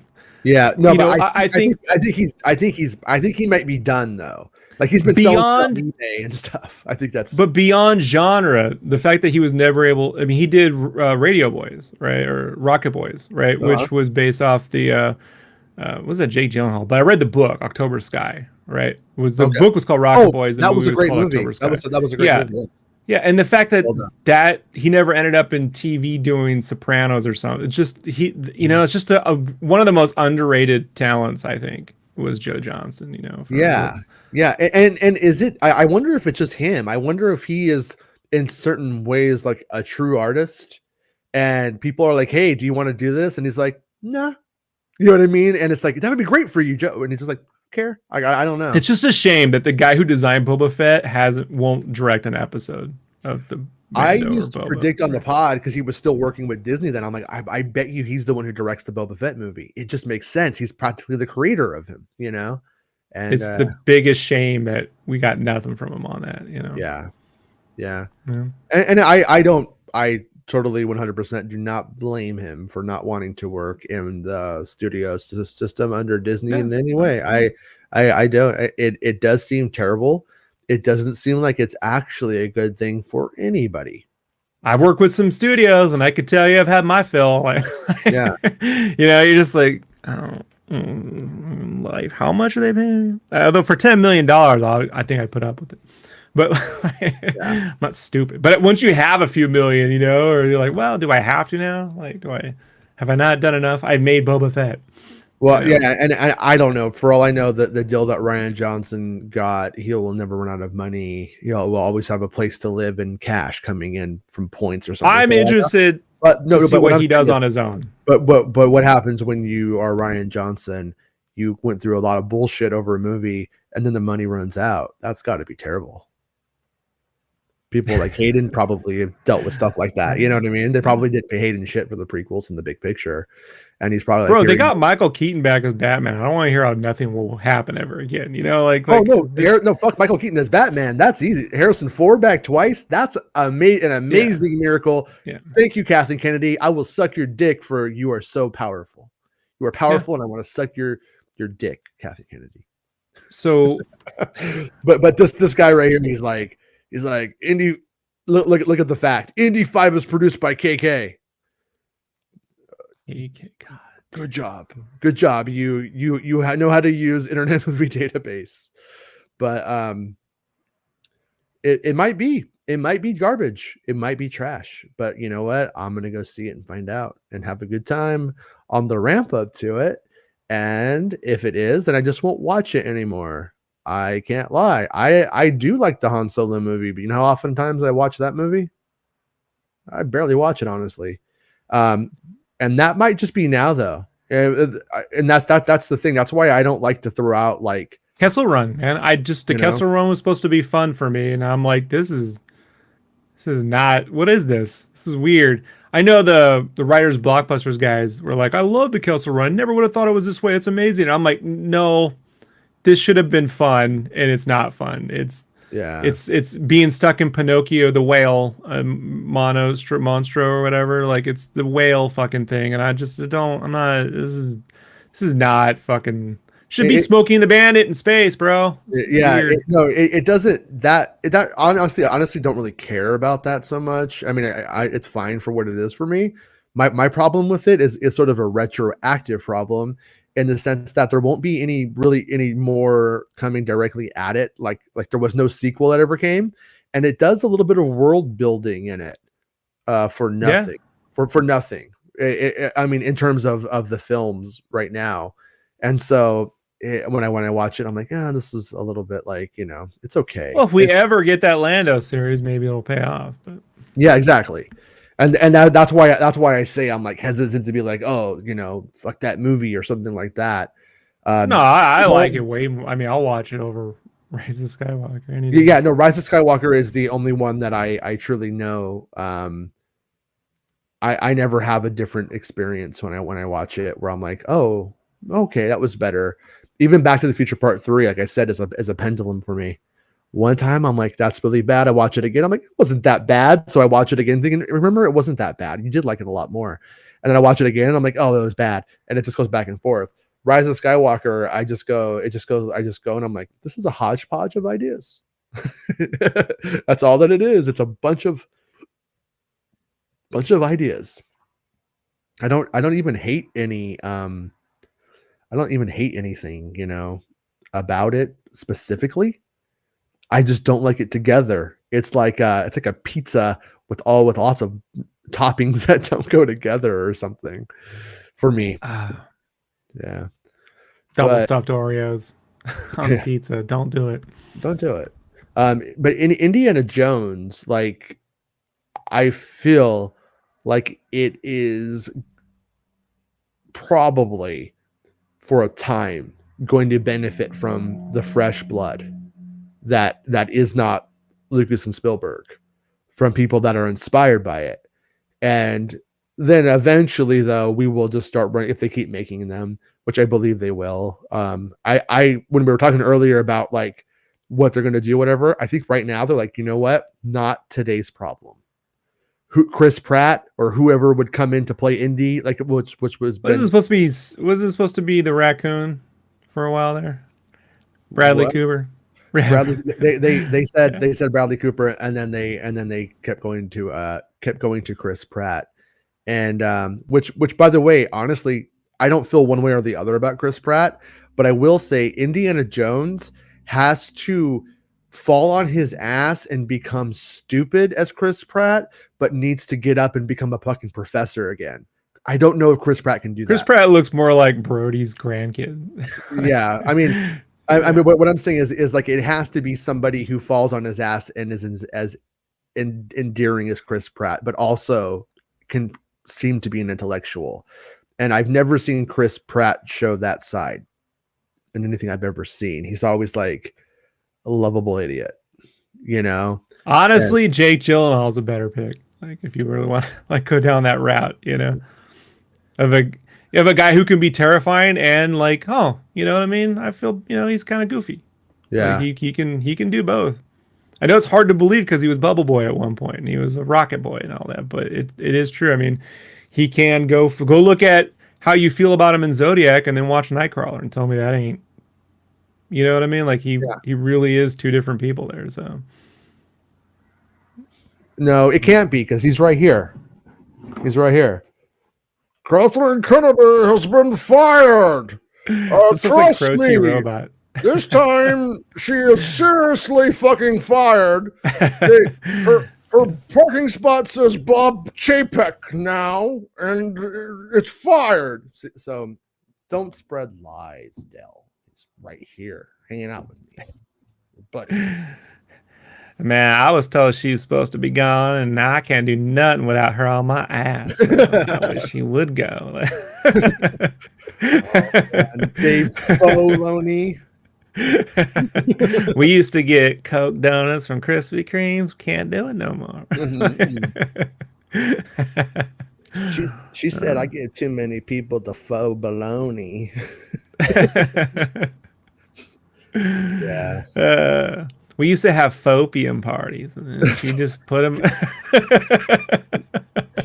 I put some in my fallopian tube. Whoa! Oh, No! We called it chasing the Jar Jar. She didn't like it. Wait! Are you telling us that Kathleen is not here anymore? Yeah, she got a crate on her back, if you know what I mean. She in rehab. Oh shit! Rudd could do Indy. Oh, I stole that from Mark Hamilton. Somebody sent me a clip, and like whenever like you have That's like 53 years old. the fake news circle like goes around, and it's funny, but like honestly, my favorite thing ever is when they were trying to remote view into Kathleen Kennedy's office. Like that was truly like the funniest thing that I'd ever. That is seen. Great. It really is. It really is. That's amazing. We should get a camera facing a Ouija board. We can move our hands, and then one of the hands we should get like a Wookiee paw, and we're just moving it around. Well, maybe on Halloween that's what we'll do. We'll like try to conjure up spoilers from a Ouija board. Watch. Most views ever. Yeah. Get 1 million views off that one. This fucking shit. See, I am in contact with the ghost of Gary Kurtz. He says you need to get tell Marsha to get her dick out my ass because I can't get nothing done up here. He suggests everyone shave their mustaches but keep their beards because it's better for munching the Nabooian Califlafish. What does that even mean? It's good for Chapapa Chapping. Mark says Red could do Indy. I mean, I will. I literally said that as Filoni. Yeah. No, Indy though. I think Rudd. I don't know if I would want a Paul Rudd as Indy, but Harrison Ford was always kind of like around that Rudd looking age at the same time. So you know, I don't know what kind of casting they would even have planned. Like when you go and you cast Indy this time, are they going to do a Marvel thing? They're like, we're getting you for 20 movies, for 20 Indy movies, and you're just like gonna go balls out, or is it going to be a classic Hollywood? Because like when they got Alden Ehrenreich to be young Han Solo, they got him for 3 films. You know what I mean? They didn't get him for a Marvel Oh yeah, they'll style get them. world. No, they. I imagine if they do that, you're gonna see indie miniseries, indie movie. I don't know. I gotta imagine you'd see something, but probably 3 film. I don't know, man. The problem is they can't fucking commit to making one film. Mhm. You know, like that's my. I can't get a finger on Lucasfilm, man. That's how you know they still got that weird Lucasfilms like spirit in that you just fucking don't know what they're up to at any given point. Even when they go out their way to film a director in a flight suit on a landing pad, you know, and talk about her entire childhood and how much this movie means to her, you still can't guarantee that thing will ever get done. Like it's the weirdest. It's weird. Mhm. I don't have, and meanwhile they can make 20 episodes of a TV show. So I don't understand. Perhaps the thinking when it comes to films over there is too old school. They put Yeah. too much on what a film should be. The motion picture. Well, Remember when they used to put the I motion picture in front of everything? no, Yeah. I have, you know, a lot of buddies who work on film, work in film and on films, and I'm not that far from Hollywood and stuff. And so I know a lot of people who've worked and do, and basically the one thing that Star Wars isn't unique for that fans just don't understand is that it's every film has a shit ton of issues and problems the whole time. Right. Like most movies that come out, they're just like they are a one and done, and it's just bad, and then nobody ever watches it and nobody cares. When any movie though has any money behind it, there's all kinds of things that go on, and they make it sound like it's unique that Kathleen Kennedy is a failure for the issues that happen in Hollywood being in any way anything unique to her.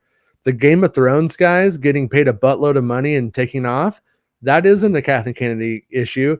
Them going and trying to make the movie with Patty Jenkins and then her having previous engagements, though, if that is all that it was, which it probably wasn't, but if that's all that it was, once again, that's not necessarily very out there either.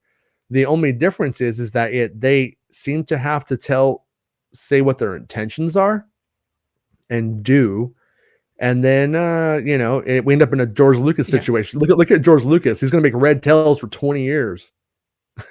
Oh no, it was incredibly dumb. And then when he basically replaces the director himself at the end, it's weird.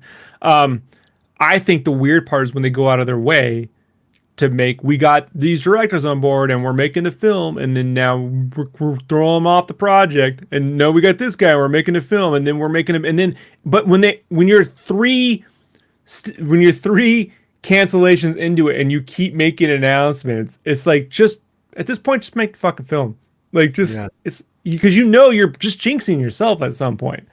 Like yeah. it gets to be fairly ridiculous. I mean, if every time Pixar announced a Toy Story sequel, somehow it got canceled, how seriously would you take it? You know, Yeah. like that's Well, that's the thing. I'm not saying that they're incapable of making one. I'm just saying that for some reason, every time they fucking make an announcement, they get screwed over. It's just like, just don't. is there a difference in how Lucasfilm does things for Marvel, in the sense that, like, does Marvel decide we're gonna make the Captain America movie, and then that train leaves the station because they said it has, and then the people who are going to make it jump on that train, as opposed to Lucasfilm, who seems to hire writer directors and then lets them sort of start Yeah, put their, is that no, the big Marvel difference? runs their studio the way a Pixar or an animation studio would, Yeah, where they develop it internal and then they bring on the creative talent. They already know what they're going to do. They take various pitches, right? People tell them, "Well, I would do this if I was going to do that," and you're like, "All right, you're cool, but here's what we're going to do, and you can do what you want, but within this set amount of parameters."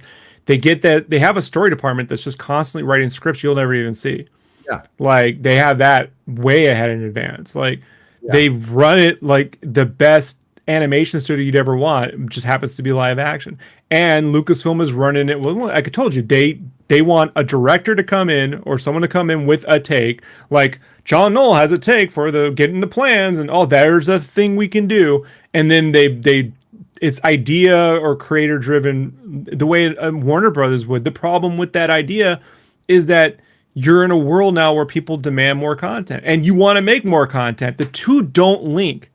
The two don't link. Yeah, well, If that's Favreau had to fucking direct every episode of The Mandalorian, that thing would have been canceled halfway through production too.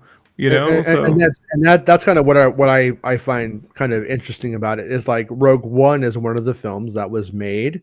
It had issues or whatever, but they had the pitch from Noel. Noel wasn't the director, was barely even the writer. He was a story guy, you know? And yeah. and it's like and they bring in a couple of different writers and they get it done and to an extent I'm kind of curious.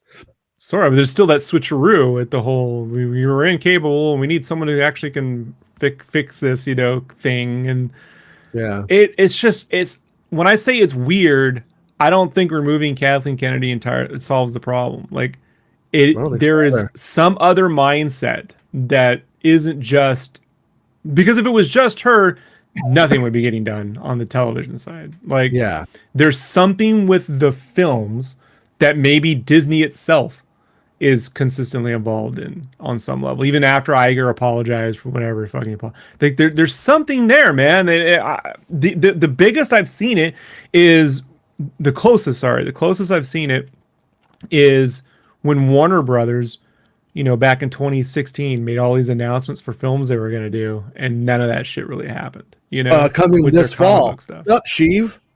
Which is a new hip urban Palpatine series that's going to show Palpatine like you've never seen him before when he played basketball. Steve Buscemi's playing him. Steve Buscemi's playing him. Steve Buscemi plays Palpatine, who plays on the Naboo Globetrotters, and boy, yeah. It turns out young Palpatine looks like old Buscemi. Well, we'll see. What happens is he joins the Naboo basketball team, and he can't play at all. He sucks, and they're totally. How do you do, Naboo?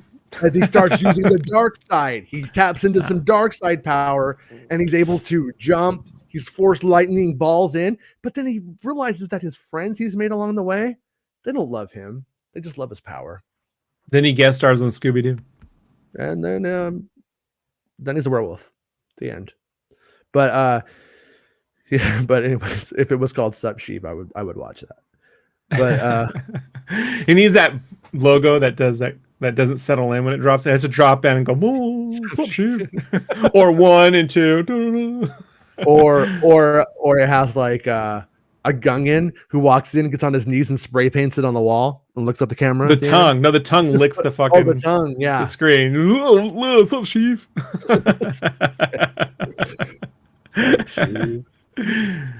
Yeah. Yeah. An evening was sheevening, but even Kenobi went through some weird shit. I mean, it's getting done, but for it to go as from a film, their best script film, to a series with Old Man Jar Jar to the series we have now, is like it's almost like they had all the same problems. They just caught it at the story level before they brought anyone on to direct.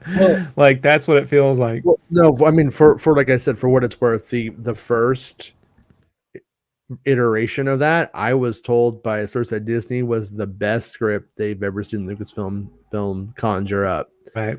And then it goes through, you know, a bunch of iterations because of different creatives that were able to come on and not making movies anymore for a time and that kind of stuff.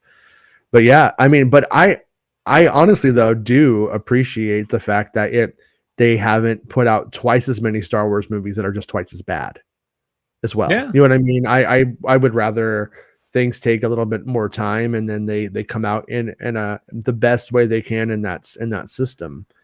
Because I mean, like on the old way, you had George Lucas's vision, and you either were on board for that or you weren't. And we're not there now. So now we're in a studio system, and in the studio system, I honestly don't enjoy most studio produced films overall. Not trying to say that I'm not to be like a hipster or something like that, but for the most part, I don't really care. I don't really like most like Hollywood movies. I'm not a big blockbuster guy. I pretty much when the 80s shut down, so did blockbusters for me for the most part. If it wasn't Star Wars for the most part, you know, I lost interest with that kind of filmmaking. And so like when it comes to Star Wars, it's still that weird place for me. But I have to say, when when it sucks, it disappoints me more, I think, than most people, in the sense that most people will just go see it and be like, oh, I hate that. I never want to see that again. They just walk away and forget about it. For me, I'm like, oh man, yeah, there was so much potential. Why isn't episode 9 what it should have been? And then I'm like, and then now forever, it's always going to be like a I don't know, a bad date, the girl who got away or something. You know what I mean? It's never going to work out. It is what it is. But yeah, but hopefully this Indiana Jones movie is good, and I do think that the fact that they took a break on Star Wars was ultimately sucky for me, but good for Star Wars probably. And the amount of work that they have coming there's a lot coming in that pipeline. That's what people don't really realize. They just think it's whatever they heard some scooper who's either legit or some hanger on scooper type who just goes, yeah, I heard that too. Whatever. That's all they fucking hear. Well, I heard Star Wars Meg's getting her own show. Star Wars Meg. I hear Star Wars Meg's gonna get her own YouTube channel. So I heard, but yeah, I don't know. YouTube channel, on her show today, she's like, in the morning, she's like, people say I'm too monotone in my videos, whatever, and I'm like, what are you talking about? The fact that you are a monotone person with the British accent, it makes the whole thing work. Whoever told you any otherwise is don't Dick Van Dyke it up, like don't. And I mean, and I feel bad for her because I feel like, number one, I don't really think she's monotone, but number two is I feel like it's like, in a weird way, is like why don't you smile more? It's like a weird different version of that, It's bullshit. Yeah. Nobody wants. Oh, that sounds bad. I'm not going to say what I was going to say, but people want dry Meg, not the opposite. You see where my words could have sounded. We want honest people. Yeah. We want people not putting on act. Like, I'm not over here trying to conjure up stupid shit to say. I just say stupid shit all the time. Yeah. Like, this is, unfortunately, if you're my friend, this is literally the version my wife gets, and she's just like, I need, go upstairs, come downstairs. Like, go to your room, be funny up there. And then I don't talk for an hour. So, but what you don't want is when someone comes on and puts on a fucking act. I can't, especially YouTube voice, man. It's the same as the Casey Case, the radio voice to me. I can't, I can't deal with the quick cut, the jump cut and here we go. I don't know. And then cut to a GIF doing some fucking meme thing, and then so I can't deal with it. I've had people tell me like exactly what the YouTube like alchemy is, what the formula is. And like if you watch like a PewDiePie video, like look at it, and I'm not picking on him, obviously I don't give a shit. But I mean, like every 3 seconds something happens. So like these static shots that we got that don't cut away and nothing happens, we're like a big I don't know, hour 47 minutes and 3 seconds too long on this shot. you know who used to think that way? MTV. And what happened to their fucking format? Like when you play into this. That will work. If everyone knew what was going to work forever, then they wouldn't need us. They'd just do it themselves. Like, what will happen is it will flip. And then they're going to go, well, now it's this other thing. Yeah, because shit changes. So just be you. And if fucking you is what fucking gets 1 billion views, great. If it don't, it don't. It don't happen for everybody. It don't happen for what. Keep going. Keep going. Whoa! Wayne's World! More views! We're old! The problem is we're old grain dudes, I'm the silver fox. I wish this went gray 10 years ago. I wanted to be Steve Martin. I was like, just fucking go gray early and then you never age. So that's it, man. Like, Meg is who Meg is. So be that. Don't fucking stop being don't sit on your bed with the fucking teddy bear and try to pose like because that's what works for other fucking people and shit. Meg, we're gonna make some YouTube drama like manufactured right now, so we could like have like a fight. Yeah, Meg, stop being a fakeroo poser, Meg. whatever, Do I man. need more fake fights with Meg, Jason? That's true. I believe I'm the first on the Yeah. internet. I just want to fight our audience who says I called her Meg Zero. that's fucked up, man. That was too far, man. That's fucked up. Look, man, when you're that good, someone's got to take you down a notch, all right? Like, Sure. but I never once said do it in a more like, do it in a more entertaining voice. It's ridiculous. Come on, baby, smile more. That's oh man, dude. That's basically what it's saying. It's the worst.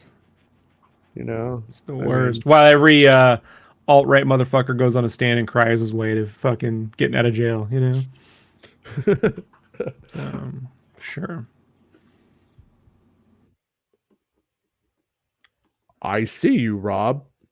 And I want you to know Kathleen Kennedy has been fired again. She was rehired over lunch and fired Tom Hardy? again. So there we go. And I also want to say that Meg should smile more. Sorry, I can't help it. No one cared who you were till you smiled, you know? That's the one they're going to be like, see, he's a fucking, like, shut up. Yeah. Shut up. Sure. Sorry. You see, they don't have enough on me. They go back on my Twitter. They're waiting to find those stupid jokes I wrote in 2009 that don't exist. Because I'm not a fucking idiot who writes stupid fucking... Yeah, Jason is. It's dumb jokes. Yeah, no. I don't like written jokes, my whole problem is that people will take like inside jokes, like where we're making fun of somebody who we know. Like, for instance, if somebody kept saying Kathleen Kennedy was fired, and then I said it, like, Kathleen Kennedy's been fired again, then they take that, not understanding that we're referencing something else, making fun of somebody else, thinking that that's our thing, and then they present that as the truth. But that's the reality that we live in. Every time we do it, we just need to cut to Danielle Logan going, fired. Oi, Dad, fired. Yeah. Fired. She's fired every time. Like, and then we'll do better in the algorithm. Yeah. That is the missed opportunity. Okay. Fat Man on Batman last week, Kevin Smith reviewed that Boba Fett trailer, right? And he goes, I just think at the end there should have been something more like action-y right at the end. It's just kind of and I'm like, thank you, someone other than me said it. But the thing is, he should have been like, fire. Like, I just think that's the callback, and he fucking torches that whole room of people with this flamethrower, man. Like, I think they're just saving all of that shit until it comes out, so people. I know. I'm just saying, marketing wise, man. Like, that's the metal moment, man. Yeah. It's like I have to think they understand that streaming is so much different than getting an ass in the seat with a ticket sale, and that's why they're like doing it. Because like I don't, because Lucasfilm's cartoon trailers have been better than most film trailers at times, and it's like weird that their live action television show trailers have sucked donkey dick. Like, that's what I kind of... Almost all of Disney Plus's live action trailers have not been good. I didn't think the trailers for WandaVision were very good at all. Yeah, the Kenobi trailer on Friday, if it's real, that happens, can't wait to see it. I'm not holding my breath that it's going to blow my...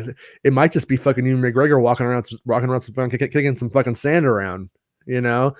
And he pulls up in the hot rod. What's up, Star Wars?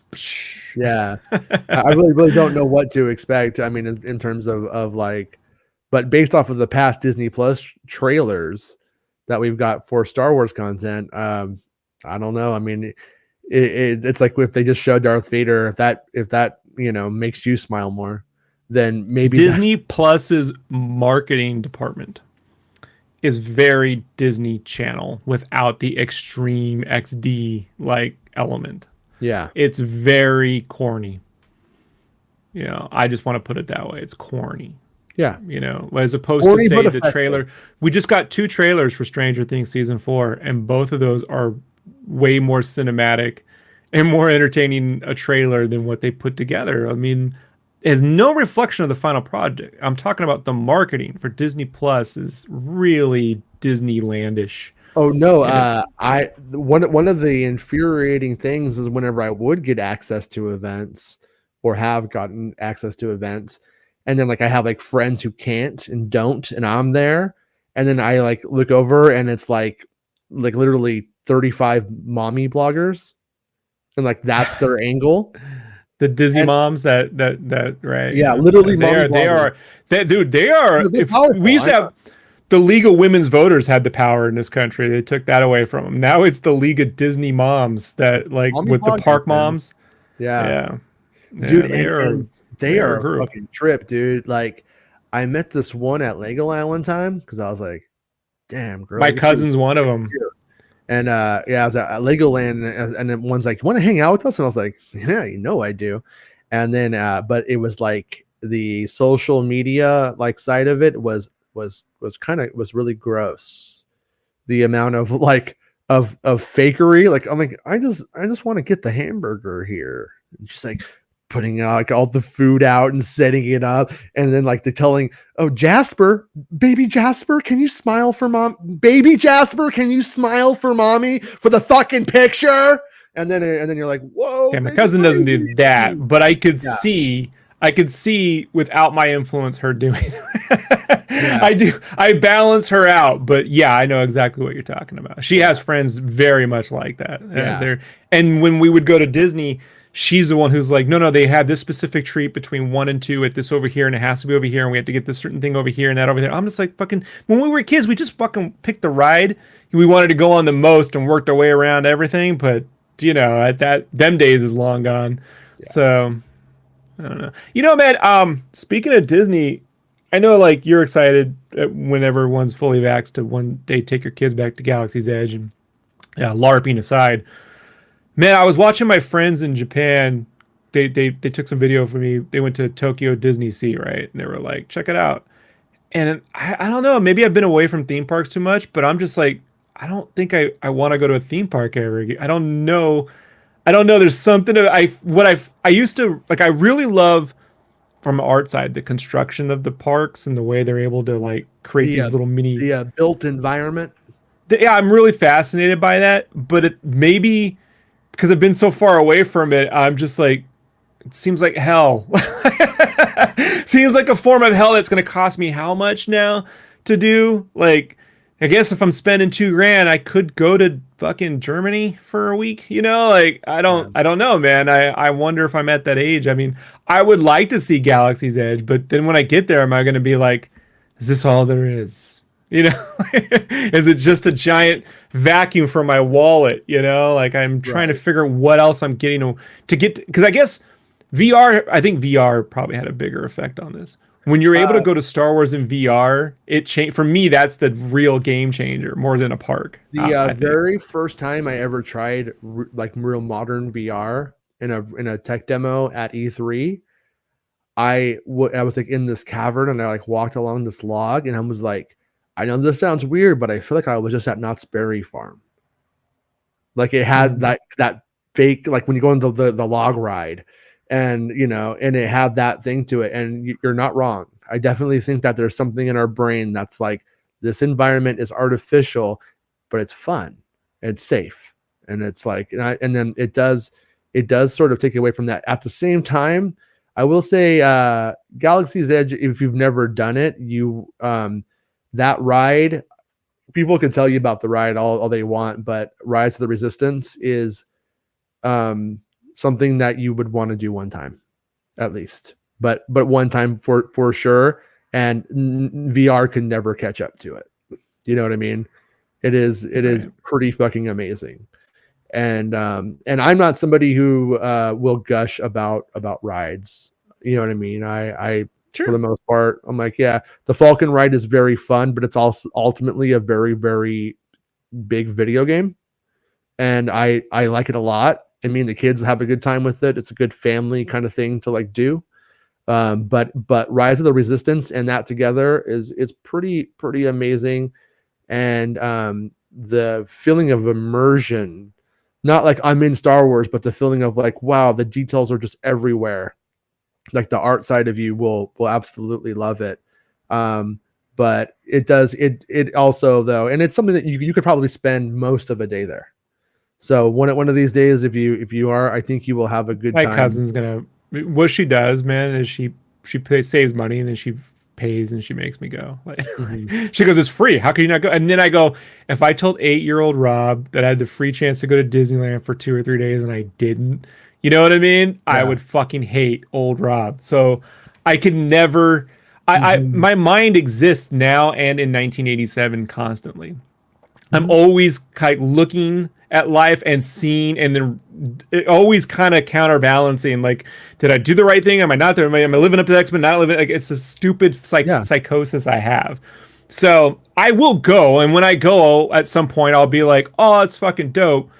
I just, I guess now I'm seeing more of the like, when someone goes and they had this winery and here's this guy who mixes wine and it goes up here, that's the wine. You're like, they're not making any wine at Disneyland. They're just buying the wine. There's some stupid fucking part they're making. They come up with, I don't know. There's something about it that was definitely not working anymore, that would have worked 2010-ish, 2015-ish. Like, I don't know what's changed, for that, but Yeah. Well, no, you're at the you're at the place where like if you even want to go on vacation, more adult vacations are probably way I want to cooler get for away you from and people. wife. Yeah, like Want way to get away cooler. from people. And Yeah. then, but if you guys ever make an offspring and go that route, then that's where you're like, you know what? That's where you're like, oh, Oh, I this know. makes I experienced that with my niece the first time I took her to Disney when she was 4 in yeah, 2001. That's when I was like, oh, I got to enjoy this again. yeah. Yeah, So because like I can like I love going up to the mountains, and I like staying in a cabin and relaxing in the forest. That's what I like to do. And kids think that shit is boring after about a half a day. And so you go like, that's where you go, okay, well, what am I gonna do that they want to do? well, they But can use their phone, fucking play games all fucking day. would have internet killed to sucks have out there, but would have killed to have a phone that could do everything when I was a kid, right? So dude, as a kid, man, my family owned a house on a shitty lake called Walker Lake in Nevada. House is a nice way of putting it. It was like a mobile home kind of fucking thing that my grandfather bought in the 60s. And it was just terrible. It's just like this desert fucking hot heat and a lake that was not fun to swim in because it was like green and shitty looking all the time. And and oh boy, if I could have had a cell phone just then, it would have changed my whole life. I'd have been like, okay, I could deal with this. Instead, I was just like, what can I do to be sent home? Can I give myself food poisoning? now, Just however, I do have a soft spot for cheesy recreation event things. Let me give you an explanation. Japan opened up a Dragon Quest like restaurant in which you go through and then there's all these little like carnival like riot like games and shit you can play. yeah, And it's almost like medieval times for Dragon Quest, right? And then I'm like, I like that it's not so fucking serious. yeah, yeah. Like We I have a Hello Kitty bakery in Irvine. And that's my great. daughter, my take my daughter down there, and like she gets to pick out like the cat cake and everything like that, and it's like all the people are like, hey, and Yeah, yeah, like if for Dragon Quest 11 they had a Happy Meal, I would have put on 6 masks to go down there and get the Dragon Quest Happy Meal. But I was like, you hate the food. I'm like, I know, but it's a Happy with the Dragon Quest and it's got warm food inside. Like I never thought that would have been possible. Like yeah, I think I'm missing more of the cheesier. They take it so serious. Now it's almost like you got a mecca. I'm not making fun of religion. I'm just saying this idea that you have to have a religious experience at a theme park. It's the same problem I have with movie theaters when people feel they need it's like a church. They have to go and have this religious experience at a movie theater.